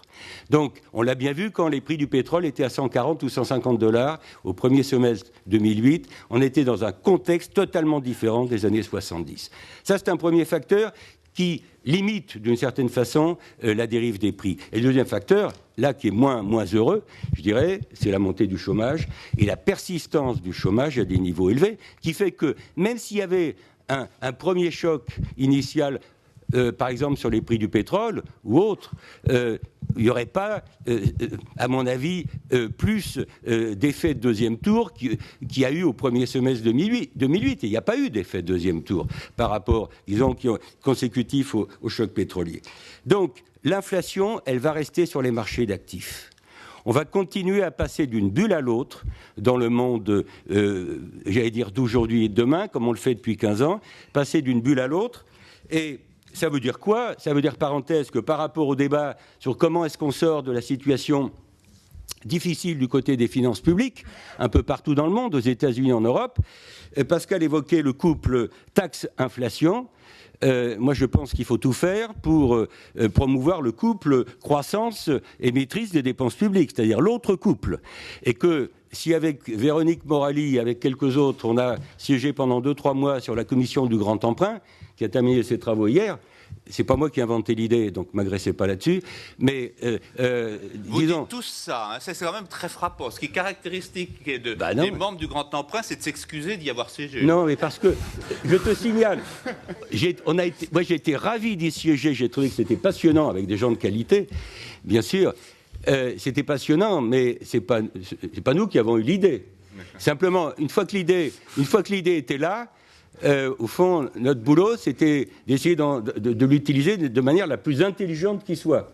Bon, et utiliser de manière la plus intelligente qui soit, c'est préparer la croissance française de l'après-crise. Bon, relever la croissance potentielle, relever la croissance effective, pour essayer de faire reculer le chômage en sortie de crise de manière pas trop lente. Sans ça, il faudra combien d'années si on ne fait pas cet effort pour relever la croissance potentielle et la croissance effective à travers des politiques d'offres, à travers des mesures structurelles? Il faudra combien d'années en France pour revenir au taux de chômage de 7 ou 8% qu'on avait avant la crise? Bon, c'est ça l'enjeu. Alors je termine en disant que dans ce contexte où l'inflation sur biens et services va rester basse, l'inflation va continuer à se loger sur les marchés d'actifs. Aujourd'hui, la bulle, elle est sur les bons du Trésor américain, elle est sur une partie du marché obligataire. Elle est là, la bulle. Et cette bulle, elle explosera un jour comme toute bulle. Il y aura un jour, dans les 2-3 ans qui viennent, une remontée des taux d'intérêt à long terme. Ça, c'est clair qu'il faut introduire ça dans nos paysages, dans nos scénarios. Je dis que, et je l'ai dit depuis un an, j'ai eu tort sur pas mal de raisons comme d'autres, ou plus que d'autres, je ne sais pas, mais j'ai eu raison sur les questions de taux de change, malheureusement, parce que ça fait plus d'un an que je considère qu'une des questions fondamentales de la crise et de la sortie de crise, ça va être la question des taux de change. Alors, le G20 s'en est pas emparé parce que le G20 s'est emparé de sujets sur lesquels on peut avancer à court terme. Sur la question des déséquilibres internationaux des taux de change, si vous commencez à en parler, vous avez les Américains et peut-être d'autres qui sortent de la salle au bout de 15 minutes. Donc il fallait mieux avancer en 2009 sur les sujets de régulation bancaire et financière sur lesquels on pouvait avancer un peu. Et je termine en disant que, compte tenu de l'ampleur des déficits budgétaires américains, qui vont sans doute faire recreuser le déficit extérieur américain, compte tenu du fait que chaque pays va essayer de s'en sortir en jouant le jeu de la baisse de sa devise, les Chinois vont tout faire pour suivre le dollar à la baisse, la livre sterling va rester faible, compte tenu de la situation de l'économie britannique, les Japonais ont été traumatisés par 2008, la remontée du yen et la baisse de leurs exportations. Donc, tous ces pays que je viens de citer vont essayer, en quelque sorte, d'éviter une appréciation de leur devise par rapport à un dollar qui baisse, et qui, à mon avis, va continuer à baisser en 2010, vu l'ampleur des déficits américains. Toutes les monnaies ne peuvent pas baisser en même temps. Il y en a au moins une qui doit monter, ça va être l'euro. Et l'euro va monter non pas parce que l'Europe va bien, mais parce que, pour les raisons que je viens d'expliquer, par revers de la médaille en quelque sorte. Et donc le débat politique et économique des prochains mois, et ça va revenir sur la table du G20 à mon avis très rapidement, cette affaire monétaire, cette guerre des monnaies, cette guerre des taux de change, c'est comment est-ce qu'on fait? Est-ce qu'on peut faire quelque chose? Et deux phrases terminales. Première phrase terminale. À partir de quel seuil les Américains vont-ils commencer à s'inquiéter de la baisse du dollar? Pour moi, à 1,50 $ pour 1 euro, les Américains, même s'ils disent le contraire, sont plutôt contents. Même si M. Geithner a dit pendant le week-end, à nouveau, qu'il était pour un dollar fort. Plus il le dit, plus ça devient suspect, à mes yeux. Et deuxième volet, est-ce qu'on aura les moyens ou les leviers politiques ou géopolitiques de faire en sorte que les Chinois acceptent de réévaluer un peu ou un peu plus leur devise et d'essayer de rompre un peu cet ancrage au dollar. Et ça, je veux dire, la réponse, elle n'est pas chez les économistes. Les économistes peuvent en parler, mais la réponse, elle se trouve, à mon avis, dans le G20. Et c'est pas du tout sûr qu'on ait une réponse facile. La BCE ne va pas baisser ses taux, on s'en doute. Je souhaite qu'elle ne les monte pas, à cause de l'argument que je viens d'évoquer. Dans un contexte de dévaluation compétitive, il ne faut surtout pas que la BCE soit la première à monter ses taux directeurs. La Fed va conserver ses taux à 0%.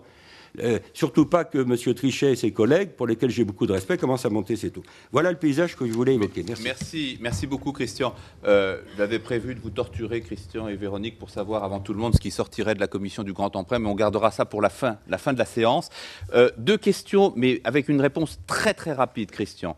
Est-ce que cette fameuse succession des bulles peut être traitée pacifiquement, ou j'allais dire de façon non violente, ou est-ce qu'il y a encore un risque d'une crise qui, alors là, serait fatale parce qu'elle s'ajouterait à la précédente, d'une résolution, j'allais dire, violente de ces déséquilibres d'épargne, d'endettement public, et notamment au cours de l'année 2010? Moi, je dirais la chose suivante. Il y avait beaucoup de liquidités dans le monde avant août 2007. La gestion même de la crise a renforcé l'abondance de liquidités dans le monde. Je cite un économiste anglais qui n'est pas Keynes, qui était son ennemi des années 20 et 30, Robertson, qui disait « The money which is nowhere must be somewhere ». Bon, c'est le sujet. La monnaie qui est nulle part, elle doit quand même s'investir quelque part. Et donc, je pense qu'on va continuer à passer d'une bulle à l'autre. Et la difficulté qu'on a, ou qu'ont les banques centrales, c'est qu'elles savent, à mon avis, parce qu'elles ne sont pas idiotes, au contraire, elles sont même intelligentes. Les banquiers centraux et les banques centrales sont des institutions et des personnes intelligentes. Je dis la chose suivante. Les banques centrales savent que l'inflation est plutôt logée sur les marchés d'actifs que sur les biens et services.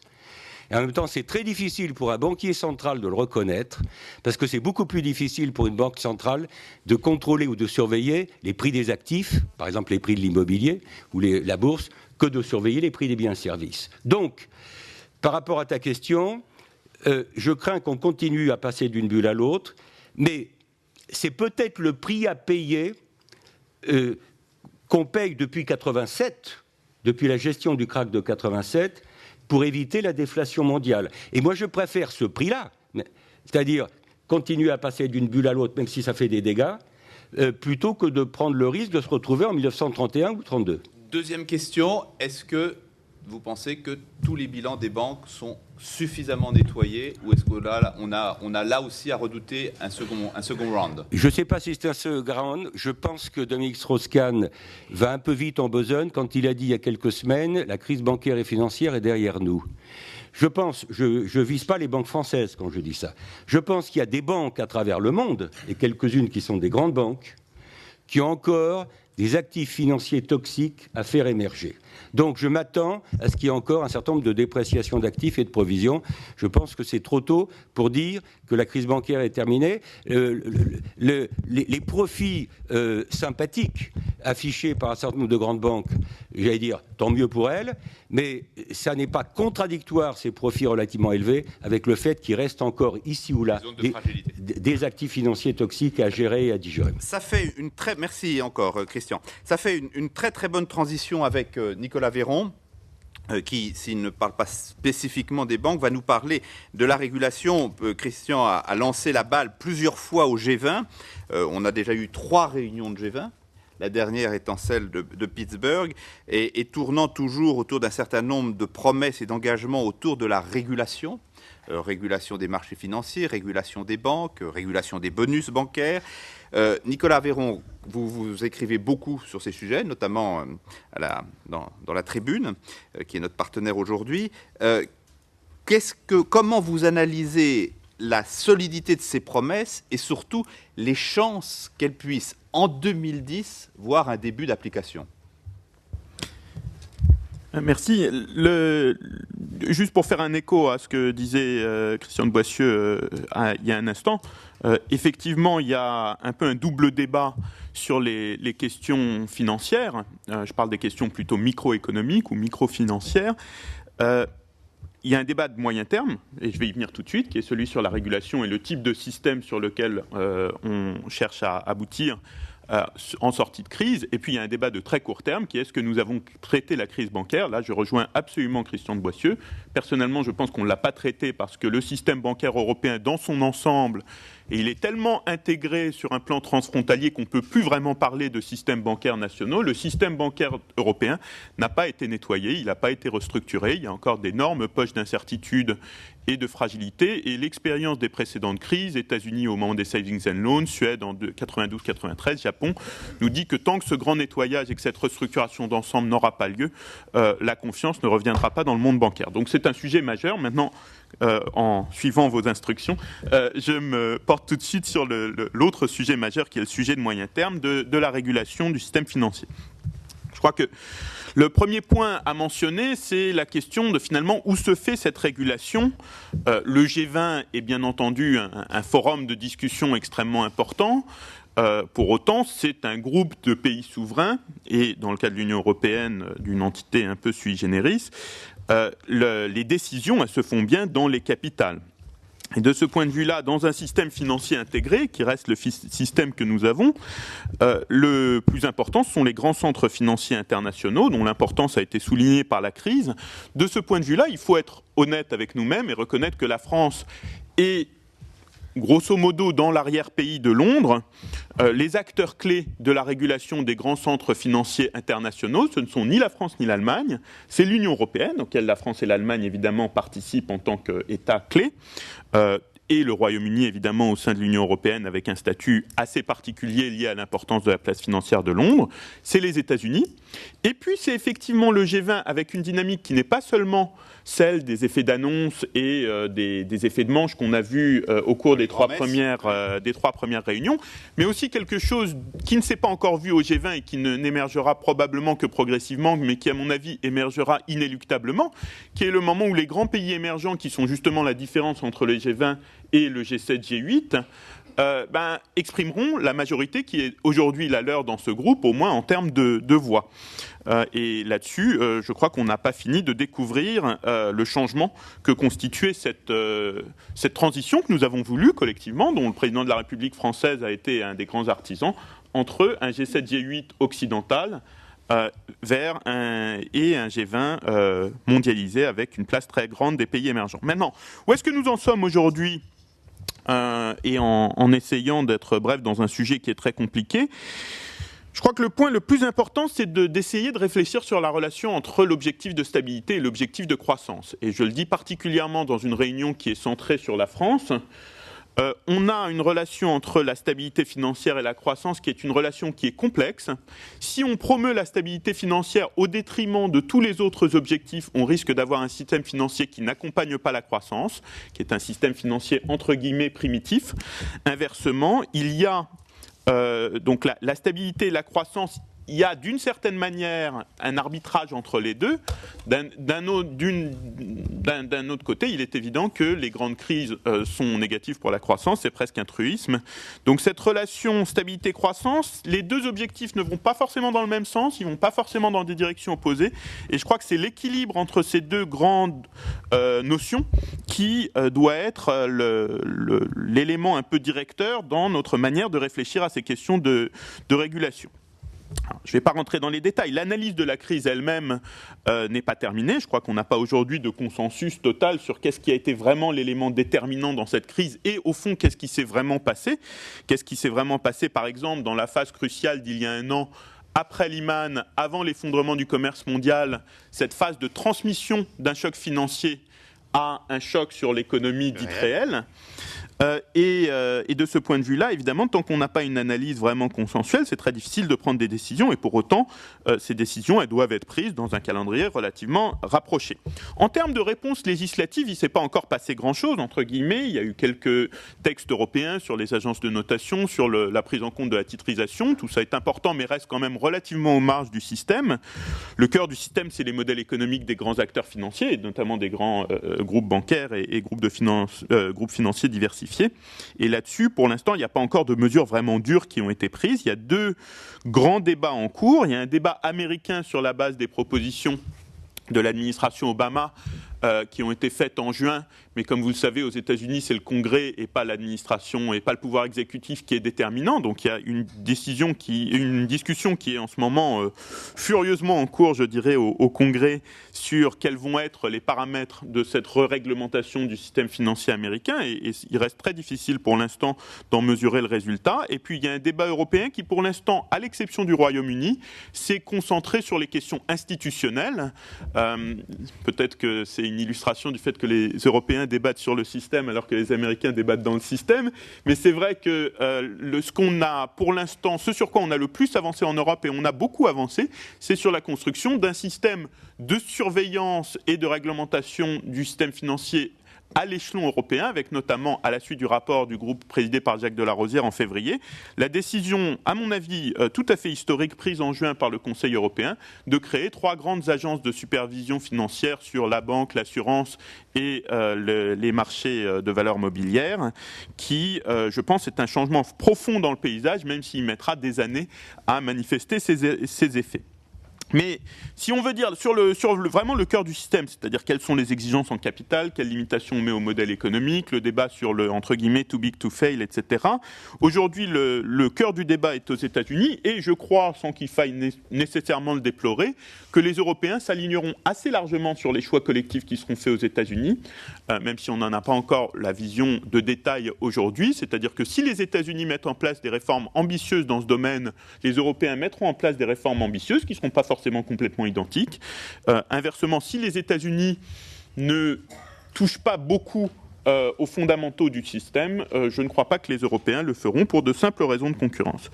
Alors, est-ce que pour autant on est de retour à un business as usual avec la montée des bonus, etc. Personnellement, je crois que non. Je crois que notre philosophie de régulation est profondément procyclique, qu'on était tous dans une logique de déréglementation et de complaisance vis-à-vis des risques dans le système financier jusqu'en 2007 et qu'on est tous aujourd'hui, au contraire, dans une et lorsque je dis tous, c'est en incluant les États-Unis et le G20, dans une logique de resserrer les boulons de manière très forte par rapport à la prise de risque.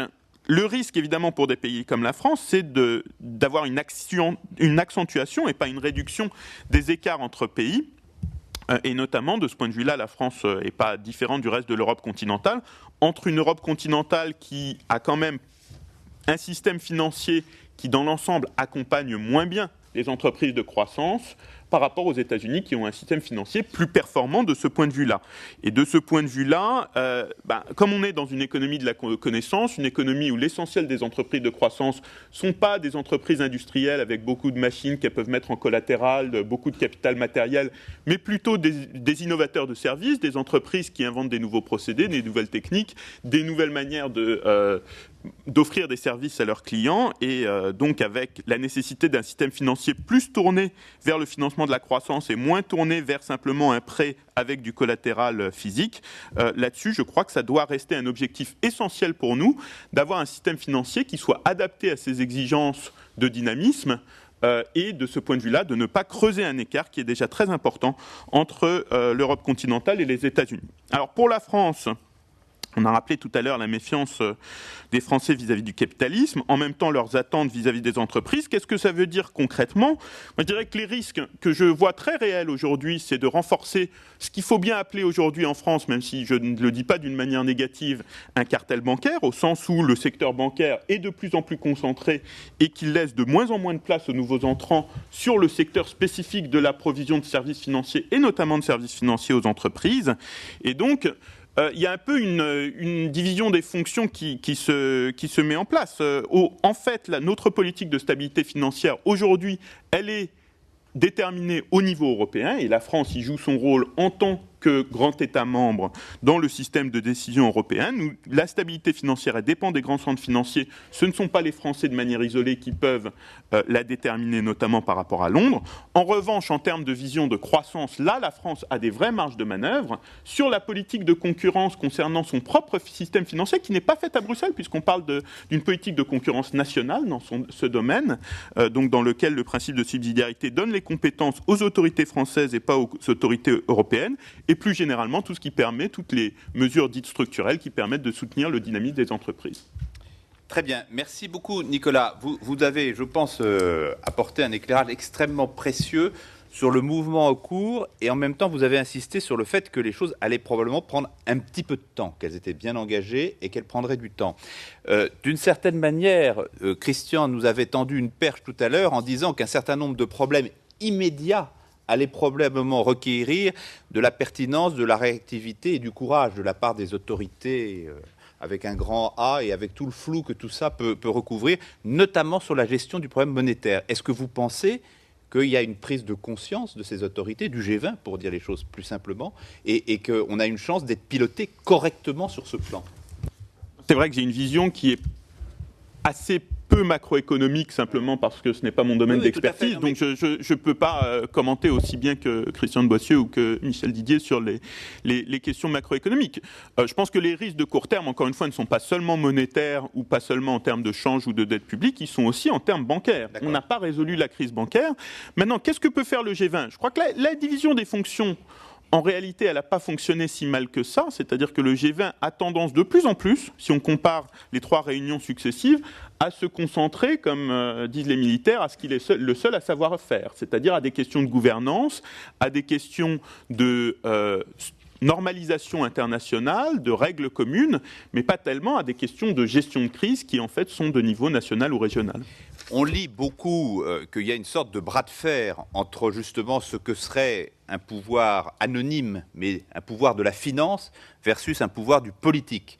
Et notamment, on reproche d'une certaine manière à Barack Obama d'avoir été insuffisamment ferme dans ce bras de fer face à la finance américaine. Vous partagez ce point de vue ? Barack Obama a, pour l'instant, dans sa pratique du pouvoir, une conception qui est tout le contraire des effets d'annonce, d'une certaine manière, ce qui n'exclut pas le leadership, mais il gère des processus de décision qui sont des processus de décision complexes, et le système américain de décision publique est un système complexe dans lequel le président n'a pas toutes les cartes en main, donc il gère des processus et il demande à être jugé sur ses résultats. Aujourd'hui, il est encore trop tôt pour connaître le résultat de ce point de vue-là. On est encore dans la gestion d'un processus au Congrès. Il est même encore trop tôt pour connaître le résultat sur la réforme du système de santé qui aura lieu avant la réforme financière. Donc, ce qu'on peut dire de ce point de vue-là, c'est que Barack Obama a fait confiance à des dirigeants qui sont en continuité d'une certaine manière par rapport à l'ère Bush. Le symbole de ça, c'est Tim Geithner, qui était un des dirigeants majeurs de la réponse à la crise sous Bush et qui est maintenant secrétaire au Trésor. Est-ce que pour autant il faut considérer qu'il est entre les mains de l'industrie financière ? Pour ma part, je ne crois pas du tout qu'on ait eu des signes forts dans ce sens-là. Je crois qu'on est encore au milieu d'un processus. Dans un an, on en saura sans doute plus. Très bien. Merci beaucoup, Nicolas. Ludo van der Heyden, on a ouvert la journée avec la tribune qui nous a été distribuée avec un titre de une disant que les étrangers croyaient en la France et plébiscitaient la France. Et puis ensuite, on a entendu Brice Naturier qui nous a expliqué que les Français ne croyaient pas du tout à la France et surtout pas à son économie dans cette période troublée. On est dans une sorte de paradoxe. Je vous présentais tout à l'heure en disant que vous avez un pied à l'étranger et un pied en France. Comment vous gérez cette contradiction ? Comment vous la commentez ? Comment vous l'expliquez ? Bon, je crois que la France est un pays de contradictions et de paradoxes. Je crois qu'il faut surtout lever parce que, bon, je vais avoir une explication un peu belge, c'est-à-dire simple. Et je ne suis pas macroéconomiste, donc je suis plutôt professeur de production. J'ai fait 10 années de visite d'usine en France et en Allemagne. Donc je vais être assez simple. Ce qui est, c'est que, étant bien sûr belge francophone, j'ai été insulté toute ma vie par les Flamands qui ont repris la Belgique. Ensuite, je suis venu en France. Mon français était approximatif, mais j'avais quand même fait beaucoup de progrès. Et maintenant, quand je retourne à Bruxelles, je me fais insulter par ma famille et par les Français en disant « Mais vous êtes tout à fait atypique. Vous êtes belge et vous vivez en France. Pourquoi vous ne faites pas comme nous, surtout que vous êtes belge ?» Donc voilà un peu les paradoxes. Ce que je trouve vraiment navrant, j'habite 20 ans à Bourron-Marlotte, j'adore la France et je suis d'ailleurs secrétaire scientifique de la Commission pour la langue du droit européen parce que je crois que la France l'Europe a besoin d'une langue de référence qui, en matière de droit, bien sûr, ne peut être que le français. Donc, ayant dit ça, je voudrais quand même être assez sévère et un peu décortiquer ces paradoxes et être tout à fait d'accord avec ce commentaire, c'est-à-dire les étrangers qui sauvent la France. Qu'est-ce qui se passe ? Il ne faut pas oublier que la France... le vrai problème est un problème de productivité française. C'est-à-dire que les Français ne sont pas assez productifs, et même là, il y a un paradoxe, c'est-à-dire quand ils sont au travail, c'est les meilleurs. Le problème, ils ne travaillent pas assez. Donc tous les gains de productivité qui sont faits dans les usines sont détruites par des mesures étatiques de 35 heures qui font qu'on réduit on augmente le coût du travail de 11%, ce qui rallonge quand même, ce qui appure 10 ans de progrès de productivité. Donc en un coup, on a tué 10 ans, on a mis la France en 10 ans de retard. D'ailleurs, on l'a vu dans les investissements. Moi, j'avais écrit un petit article en disant les Français ne connaissent pas l'économique. Le problème des 35 heures, c'est que ça va faire un coup sur l'investissement. Et sans investissement, il n'y a pas de travail, d'offre de travail, et donc il y aura un chômage. Et les commentaires, y compris de certains des membres du conseil d'administration de l'INSEAD, on dit Van der Heyden, vous faites un peu de politique maintenant. Et je dis non, je ne fais pas de politique, je fais simplement de l'éducation économique. Donc, sur l'éducation économique, disons, la productivité française de 1970 à 2007 était à peu près de 2%. Depuis 2000, elle est en moyenne à 1,2%. Donc à 1,2%, on ne résout plus rien point de vue économique. La politique devient vraiment un jeu politique à somme négative. Donc ça devient très peu intéressant et il n'y a plus d'offres d'emploi. Donc, alors on peut toujours dire, et c'est ça les Français qui veulent toujours de la fête, des bonnes nouvelles, regardez l'Italie, 0,3%. Donc l'Italie est un désastre. Et bien sûr, si on se compare à l'Italie, la France se porte extrêmement bien. Je crois que les firmes italiennes vont à la limite peut-être investir en France. Je crois que c'est un des potentiels, mais ils risquent de dépasser la France ou d'oublier la France parce que la France n'est pas assez productive pour le moment. Donc c'est un peu ça le problème. Le Portugal, c'est la même chose, 0,4%. La Suède, 2,6%. Luxembourg, 3% sur la période 2000-2007. Et l'Irlande, 3,5%. Donc voilà, alors effectivement, à cause de la crise, l'Irlande a des problèmes aujourd'hui parce que c'est véritablement la crise. Mais je dirais la Suède, qui est un merveilleux modèle social, est un exemple français. Le Danemark est un merveilleux modèle social. Et je crois que c'est vers ces pays-là qu'il faut se diriger. Donc les Français sont hyper intelligents, ils ne travaillent pas assez. On peut le dire, donc il y a des merveilleux potentiels de redressement immédiat. On passe de 7 semaines de vacances à 5 et vous augmentez la productivité de 4% comme ça. Et ça, vous allez voir le résultat sur les investissements. Et donc il faut partager un peu ces contraintes des managers à la population au total. Alors évidemment, le problème, c'est que les moyennes ne disent rien sur des acteurs. Donc si je dis que le français a une taille moyenne de 1,80 m, ça ne dit rien sur votre taille, sur la taille des... C'est-à-dire qu'une entreprise est perdue dans les moyennes. Donc les moyennes ne disent rien sur les entreprises. Alors qu'est-ce qui se passe? Si on regarde les investissements qui sont quand même fondamentaux pour reconnaître la santé de l'économie, la France a ce paradoxe d'être un des pays les plus intéressants pour les investissements étrangers, y compris d'ailleurs les firmes qui soutiennent ces États de la France. Donc les Siemens, les General Electric adorent la France parce qu'ils font le tri, parce qu'ils n'investissent pas en moyenne, mais ils ont des cibles très précises qui sont justement des cibles d'opportunités, d'intelligence, etc. Et ce sont ces firmes-là qui tirent la France vers le haut. Si on regarde, donc la France est en même temps un des champions du monde en termes d'attraction d'investissements étrangers. Malheureusement, les flux des Français vers l'étranger sont plus grands. Donc la France, en même temps, est le champion du monde du désinvestissement. Et le problème, c'est que le désinvestissement net est énorme. Si on parle de 2007, 158 milliards d'investissements, 225 de sorties, donc un déficit net de 67. En 2006... Les deux étant des niveaux extrêmement élevés comparés aux autres pays. Mais voilà. Il se trouve que par ailleurs, le solde est négatif. Le solde est négatif de 67. 2006, l'export 78, l'export 121, l'import 78. Donc en 2 ans, il y a eu des flux nets de l'ordre de 100 milliards, égale le grand emprunt. Donc si on pouvait, c'est pour ça que c'est belge et sans doute ça va être contredit par les économistes, mais si quelque part on pouvait retenir ces flux et soit augmenter les investissements étrangers, soit retenir les investissements à l'intérieur, il n'y aurait pas besoin, bien sûr, de grands emprunts. donc voilà la situation.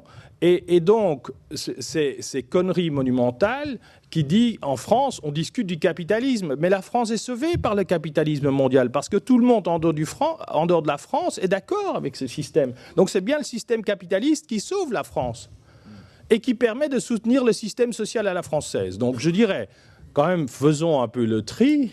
Merci au capitalisme.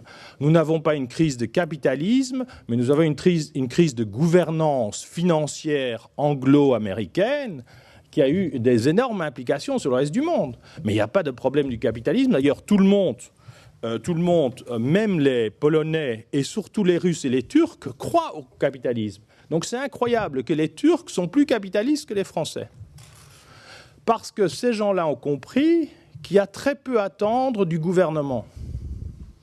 Donc pour eux, la sortie de crise, c'est l'Europe et l'économique.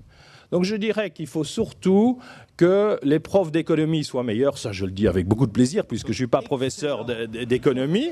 Mais disons, ils sont excellents, mais quelque part, le message ne passe pas. Donc il faut que tous les gouvernants... Ils sont seuls responsables. Et on peut toujours blâmer les profs, mais... Sauf à l'INSEAD, oui, tous les bien sûr. messages passent correctement. Mais je dirais que non, je crois que la France a besoin d'une leçon d'économie, et je crois que ceci est le début d'une leçon d'économie. Et je dirais, il ne faut pas tirer la mauvaise conclusion. Je crois que Renault, Peugeot, etc., doivent surtout investir à l'étranger. Donc, même dans ces désinvestissements, il ne faut surtout pas emprisonner les flux français et empêcher l'investissement à l'étranger. Il faut, à la limite, surtout l'encourager. Donc j'arrive à dire que les forces de secours seront économiques, parce que franchement, on ne peut pas dire que le gouvernement est créateur de valeur. Donc si on redistribue, d'accord, mais créateur, à très long terme, par l'éducation, etc., on en viendra. Je dirais que les forces, les potentiels de redressement sont à l'étranger ou à l'intérieur, c'est-à-dire l'entrepreneur. Et donc il faut surtout ouvrir la France et avoir un discours beaucoup plus ouvert et distinguer la France, l'Europe et le reste du monde. C'est-à-dire qu'il faut que la France joue européenne. Et d'ailleurs, c'est pour ça que la France a des problèmes avec Bruxelles, parce que Bruxelles est libérale, c'est une force de capitalisme libéral économique, et il faut surtout que les gens de l'entreprise soient européens. C'est bon, ça fait une conclusion, ça? Vous aviez un dernier mot, parce qu'il va falloir... Dernier mot, je dirais plutôt que d'avoir une grande crise sur l'identité nationale, je dirais simplement plus de liberté économique, plus d'égalité au sens de la République, c'est-à-dire égalité devant le droit. Il faut que l'entreprise soit impeccable, un comportement impeccable et exemplaire contre le cynisme ambiant, parce que chaque crise est exploitée. Et ensuite, plus de fraternité, et plus de fraternité avec les jeunes. Donc surtout vous, membres de l'entreprise, recrutez des jeunes comme ce qu'on appelle Chief of Staff, assistants, parce qu'ils sont là à ne rien faire. Ils veulent travailler, et donc il y a des tas de choses à faire pour ouvrir des ponts, même des ponts individuels, avec les jeunes. Pardon. Bien, merci beaucoup Ludo.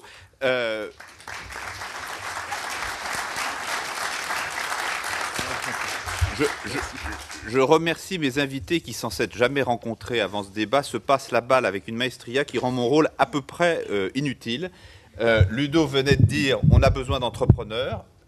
J'en ai une à côté de moi, il y en a certainement beaucoup d'autres dans la salle, mais c'est bien à ce titre, Véronique, que vous êtes ici, parce que justement, tout à l'heure, on voyait dans le sondage que dans l'océan de noirceur que nous décrivait Brice, il y avait quelques petites lumières qui scintillaient, notamment la reconnaissance que des entreprises dynamiques, la création d'entreprises étaient des facteurs à mettre au crédit d'une sortie de crise prochaine. Est-ce que vous avez l'impression de jouer ce rôle-là? Et en quoi êtes-vous une entrepreneur? Alors, je ne sais pas si je vais répondre à ces questions dans cet ordre-là, et tant mieux s'il y a des petites lumières qui s'allument en pensant à la notion d'esprit entrepreneurial qui est un des atouts de la France. J'ai retenu aussi malheureusement la grande méfiance à l'égard des dirigeants d'entreprise qui revient à constater ce grand paradoxe dans lequel se trouvent nos entreprises. Et j'avais envie plutôt d'essayer de voir quels étaient un petit peu les nouveaux paradigmes des entreprises dans tout ce contexte qu'on vient de décrire. Donc, quelques éléments de contexte qui me semblent particulièrement saillants. D'ailleurs, certaines ont été déjà évoquées, mais je ne vais peut-être pas les présenter de la même façon. La gestion des raretés, c'est aujourd'hui le quotidien des entreprises. La gestion des raretés, qu'elles soient des ressources financières, des matières premières et des talents. On a parlé de l'humain. La gestion et la fidélisation des talents, l'arrimage de toutes les bonnes volontés pour faire fonctionner les entreprises. Ça, c'est une caractéristique des éléments du contexte dans lequel opèrent les entreprises aujourd'hui. La nécessité de s'inscrire dans un monde de croissance inégale, avec des modes de consommation différents qui vont obliger les entreprises à réfléchir à leur modèle. Notamment, je crois que c'est important de souligner la croissance soutenue, continue et très différente de la nôtre de l'Asie. On l'a évoqué, mais je crois qu'il faut en reparler parce qu'eux, ils ne connaissent pas vraiment la crise. Par rapport à une stagnation de l'Europe mais par rapport à peut-être une meilleure performance de la France par rapport à l'Italie, comme il vient d'être dit, mais néanmoins, l'Europe par rapport au monde, par rapport aux États-Unis, est quand même en stagnation, c'est ce dont on a l'impression. La montée en puissance interne et externe des entreprises a délivré sur de nouveaux modèles de développement et de croissance et qui sont davantage axés sur l'humain. Je crois qu'on ne le redira jamais assez à la faveur de cette crise. La proximité de ce fait vis-à-vis des salariés et des clients. La solidarité, je crois que ce sont des valeurs qu'il faut absolument souligner aujourd'hui. Vous avez parlé de fraternité, moi je parlerai de solidarité. La participation à la vie de la cité, et de ce point de vue, les entreprises étrangères en France participent énormément à la vie de la cité, même beaucoup plus que, enfin pas beaucoup plus, mais au moins de façon égale aux entreprises françaises. Et bien sûr, la prise en compte, on l'a vu dans l'enquête qui a été menée, la prise en compte des éléments de développement durable, qui est peut-être une mode, mais qui a l'air de s'inscrire comme une tendance au-delà d'une mode, avec l'accent qui doit être mis pour y parvenir sur la recherche, l'innovation, et notamment l'innovation sociale. Donc, dans ce contexte très riche et très lourd pour les entreprises, pauvres entreprises, tout ce qu'on leur fait subir et tout ce qu'elles doivent délivrer, font qu'elles doivent se glisser dans quelque chose que Jacques de la Rosière a appelé récemment le modeling through, qui est une façon de trouver sa voie dans un contexte qui n'est peut-être pas celui de l'après-crise, mais qui est plus celui tout à fait de la crise, et qui doit déboucher normalement sur des mutations et des nouveaux paradigmes des entreprises, c'est-à-dire une évolution des mentalités, une évolution des fonctionnements. Alors, je voudrais citer juste quelques points pour peut-être encourager le débat, mais ce sont les points qui m'ont paru là aussi importants de souligner. L'efficience des entreprises, elle passe encore davantage que par le passé, par la performance collective et individuelle, et pas seulement individuelle. Ça a l'air évident, mais toutes ces notions du bien construire ensemble, du mieux vivre ensemble dans les entreprises, elles sont mises en lumière aujourd'hui dans ce à quoi les entreprises ont recours de plus en plus, c'est-à-dire les projets d'entreprise, les people surveys. Je voudrais citer Orange ou Renault récemment, ce sont les deux grands exemples qu'on peut avoir en tête, mais également toutes les banques, la Caisse des dépôts et consignations. On a le sentiment qu'aujourd'hui, les entreprises ont besoin d'être au plus près de ceux avec lesquels elles opèrent et en premier lieu ceux avec lesquels elles travaillent. C'est la nécessité de faire vivre sans être déceptif et sans se payer de mots tout ce qui alimente aujourd'hui les débats qu'on voit dans la presse sur les diversités, la mixité. On en parle depuis longtemps, mais on n'en a jamais autant parlé et je crois que ça sera le bon moment pour y parvenir vraiment, avec tous les débats sur bien sûr la présence des femmes dans les entreprises, la présence des ethnies, mais si on ne voulait que trouver d'autres choses pour cette énorme casse-tête qui s'impose aux entreprises, les ethnies, les handicapés, enfin tout ce qu'on peut considérer comme constitutif des diversités, les étudiants des universités par rapport à ceux des grandes écoles. Donc c'est comme une énorme matrice à plein d'entrées sur lesquelles doivent jouer aujourd'hui les entreprises pour faire avancer un petit peu tous ces aspects humains qui sont au cœur de leur fonctionnement, mais qui n'ont pas été forcément suffisamment pris en compte.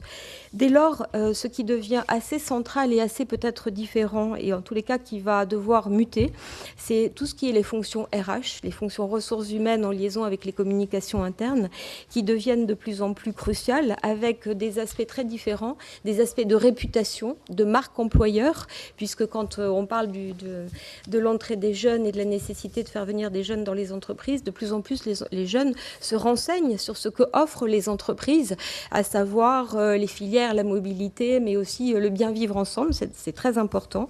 La nécessité d'arrimer les talents, je l'ai dit, la nécessité de redécouvrir l'affectio societatis, les valeurs, les codes, le know-how différenciant. Jamais autant les entreprises ne se sont souciées de faire partager tous ces codes, tout ce verbatim, parce que finalement, très peu l'ont exprimé, et puis c'est pas du tout évident que les gens se les soient appropriés. La nécessité de faire vivre l'intergénérationnalité. On parle de la possibilité d'ouvrir le travail jusqu'à 70 ans dans les entreprises. On veut élaborer des plans seniors avec à la clé des sanctions pouvant aller jusqu'à 1% des masses salariales. J'espère que, là encore, les pauvres entreprises ne vont pas avoir encore 1% de masse salariale si elles n'ont pas de femmes dans les conseils d'administration ou les comités de direction. Franchement, là, je ne défends pas cette cause-là parce que je trouve que venant de l'entreprise et ayant créé une petite entreprise minuscule, je trouve que c'est trop lourd. Simplement, c'est vrai que la transmission des savoirs, l'intergénérationnalité, ça compte aussi énormément. Et aujourd'hui, les entreprises, elles sont un peu au pied du mur et elles vont devoir s'en préoccuper réellement. Autre point sur l'efficience des entreprises, c'est l'exploration des nouveaux outils et des nouveaux modes de fonctionnement. Et là, je crois qu'il faut parler du numérique. Alors, le numérique, c'est pas seulement l'utilisation par les journaux de l'Internet, c'est vraiment l'utilisation du 2.0 en interne. Alors, avec plusieurs aspects, là aussi, le marketing. Le marketing est l'Internet oblige peut-être à se poser la question du nouveau marketing, du marketing de demain, avec tout ce qu'on appelle le marketing participatif, la nécessité d'organiser une remontée des données, une remontée des profils de la part des clients qui sont sur l'Internet. La nécessité de trouver, là encore une fois, les RH sont au cœur du cœur et la com interne, de mettre un peu du 2.0 pour faire vivre ce qui n'a jamais vécu encore maintenant, les réseaux sociaux d'entreprise qui n'existent que très peu, qui ont jusqu'à maintenant se sont montrés assez déceptifs parce que mal expliqués, mal organisés. Mais néanmoins, si on prend quelques petits chiffres, seulement 50% des entreprises sont connectées au haut débit aujourd'hui, en 2008 en France. 30% seulement ont un site internet, dont 2,5% uniquement avec la possibilité de faire des transactions. Et 500 000 PME à ce jour sont encore déconnectées du numérique. Donc on sent qu'avec cette arrivée du numérique, on a un vaste champ pour repenser les modèles de fonctionnement en interne des entreprises et de communication vis-à-vis de l'externe. Je voudrais aussi citer bien sûr le télétravail, c'est un peu un serpent de mer. Il revient un peu sur le devant de la scène avec la crise, la nécessité de faire des économies. En France, seulement 7% de la population active est concernée par le télétravail, contre 13% en Europe et 25% aux États-Unis. Donc on le voit, il y a un vaste champ de progression. Dernier point, parce que c'est un sujet qui me passionne, les transversalités.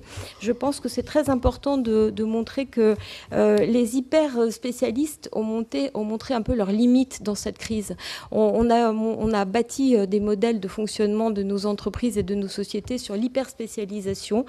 Aujourd'hui, je pense qu'on a peut-être besoin d'être transversal pour mieux comprendre le monde avec toutes ces mutations. Et les transversalités, elles se comprennent à la fois en interne. Les entreprises, plus que jamais, créent des fonctions transverses, type le développement durable, le déploiement RH, le mécénat, les diversités. Ce sont des fonctions internes. C'est pas évident de les imposer dans les entreprises parce que c'est une déperdition de pouvoir pour les services auxquels on prend un petit peu de toutes ces compétences, mais néanmoins c'est un changement des habitudes qui va sûrement influer sur le devenir des entreprises et c'est un enjeu fondamental pour une meilleure efficience. Et en externe, c'est particulièrement vrai au niveau international puisque plus que jamais à la faveur de la crise, mais aussi dans tout ce contexte du développement durable, des énergies renouvelées à créer. On parle désormais de coopétition plutôt que de compétition, pour montrer que certes on reste dans un monde extrêmement compétitif, mais on doit trouver plein de voies de collaboration pour trouver encore ce chemin, pour faire avancer les choses, le bien-être collectif. C'est vrai, particulièrement vrai pour tout ce qui touche à l'environnement, évidemment. Et si on revient au niveau macroéconomique en France, c'est très important de continuer à pousser les initiatives un petit peu transverses, comme les pôles de compétitivité, qui ont montré leurs atouts et leur façon positive de faire, où on voit des acteurs privés, les entreprises, mais aussi avec les collectivités locales, les universités, les laboratoires de recherche, pour arriver à des projets. On est beaucoup dans la logique des projets, et c'est aussi un enseignement de la crise. Il vaut mieux se focaliser sur des projets et les faire arriver à terme, mais aussi tout ce qui est la collaboration publique-privée par les partenariats publics-privés qui sont beaucoup plus avancés dans les pays anglo-saxons que dans les nôtres. Voilà quelques pistes de réflexion. Deux mots quand même sur cette plateforme 2.0 que vous lancez, parce qu'elle correspond d'une certaine manière à une application concrète de ce que vous venez de nous dire. En 2 mots, parce que oui, à partir du moment où j'en ai parlé, je pense que notre auditoire a envie d'en savoir un tout petit peu plus. C'est gentil, mais de façon très modeste. C'est vrai que ça tient un petit peu compte un petit peu de tous ces aspects que je viens de décrire, c'est-à-dire que les entreprises, elles ont besoin d'utiliser du 2.0, et donc c'est vrai qu'on propose des outils 2.0, mais où on s'adresse aussi beaucoup au RH et à la com interne pour proposer de remettre l'humain au cœur, de faire une mise en évidence un petit peu de toutes les expériences et les profils. En fait, c'est faire parler les gens sur leur métier, leur code, leurs valeurs, et proposer aux entreprises toute une plateforme de services qui tourne autour de ça. Une meilleure efficience en tenant compte de ces divers croisements. Parfait. Merci Véronique, merci à tous. On est passé du très macroéconomique au très microéconomique. On a mêlé des constats raisonnablement optimistes, voire un brin pessimiste, avec des ouvertures plus pleine d'espoir et de confiance.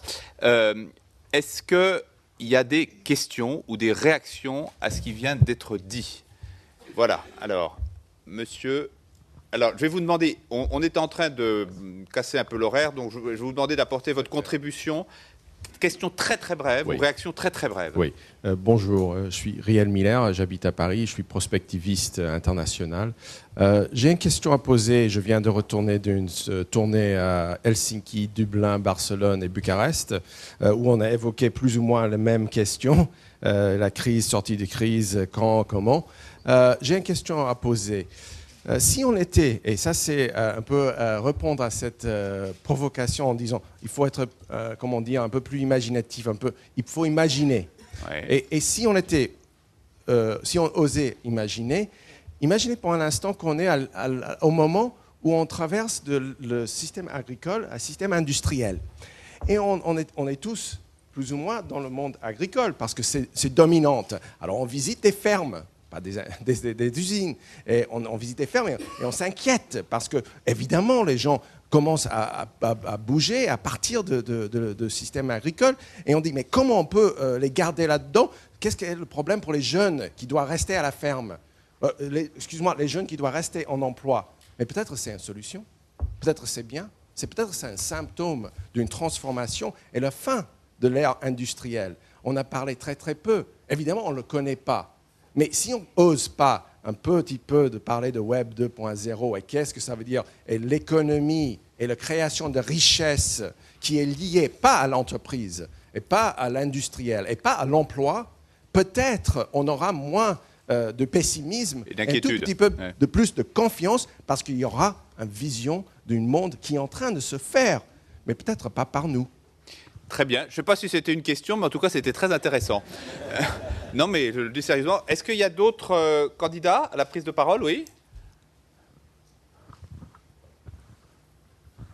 Quentin de Surmont, bonjour. Monsieur de Boissieu, vous parliez de bulles. Quelles pourraient être les prochaines bulles? Et même si vous y voyez des vertus, que peut-on faire pour les contrôler? J'ai pas dit que les bulles, c'était génial. J'ai dit que... c'était peut-être le prix à payer pour éviter autre chose. Pour éviter la déflation. Voilà ce que j'ai dit. Vous avez compris quelle est, à mon avis, la bulle actuelle. compte tenu de l'endettement des États, la bulle actuelle, elle est sur les bons du Trésor et les obligations des États qui sont encore crédibles aujourd'hui, qui sont notés 3, Trésor américain, la plupart, les trésors allemands, le trésor français, elle est là, la bulle. Et elle finira par exploser un jour avec à la clé une remontée des taux longs. Alors votre question, c'est où est-ce que ça partira après? Où est-ce que le chat ira se mettre sous le tapis, puisqu'il se déplace sous le tapis? C'est l'image de... on passe d'une bulle à l'autre. Ça dépendra. Si vous voulez, pour l'instant, ce que je constate, c'est que le retour des investisseurs vers l'immobilier se fait avec précaution, c'est peut-être trop tôt. Alors, il y a un retour vers les marchés d'actions qui explique qu'on a vécu depuis le milieu de l'année. Un très beau rallye. Voilà, avec beaucoup de volatilité. Donc, ça sera peut-être là que ça se fera. Mais ça ira ailleurs. Voilà, ça ira ailleurs. Bien, on va conclure parce qu'il faut que nous tenions l'horaire. Nous avons encore beaucoup de travail qui nous attend. Pascal, vous aviez passé commande, vous avez entendu un certain nombre de choses sur les banques qui ont dû vous intéresser beaucoup, à titre personnel. Conclusion, est-ce qu'on a tenu notre feuille de route? Alors, Gilles, je regardais effectivement à l'instant les questions qu'on avait pu évoquer ensemble au début, je crois. Je crois qu'on a tenu la feuille de route, d'autant plus que, au-delà d'un point de vue économique, et c'était avant tout le but de cette table ronde, on l'a mis en perspective dans un contexte de régulation, grâce à Nicolas, un regard étranger, et puis on a évoqué l'économie seule a peu de sens finalement. On a évoqué à travers Véronique et d'autres interventions d'autres regards, qu'ils soient sociaux, politiques ou relations, donc c'est sûrement une bonne manière d'attendre la prochaine table ronde. Voilà. Très bien. Alors, j'ai besoin de vous maintenant, et je vais vous faire une confidence. Nous avons théoriquement une pause jusqu'à 11h. Pour des raisons qui tiennent au Sénat et pas aux États de la France, il ne peut s'agir que d'une pause technique. C'est-à-dire qu'il n'y a pas de café, il n'y a rien à boire, ça n'est pas de la radinerie des États de la France, c'est simplement qu'on n'a pas le droit au Sénat d'installer le minimum d'intendance pour se servir sur ce genre de choses. Ça va nous rendre service parce que de toute façon on n'a pas beaucoup de temps.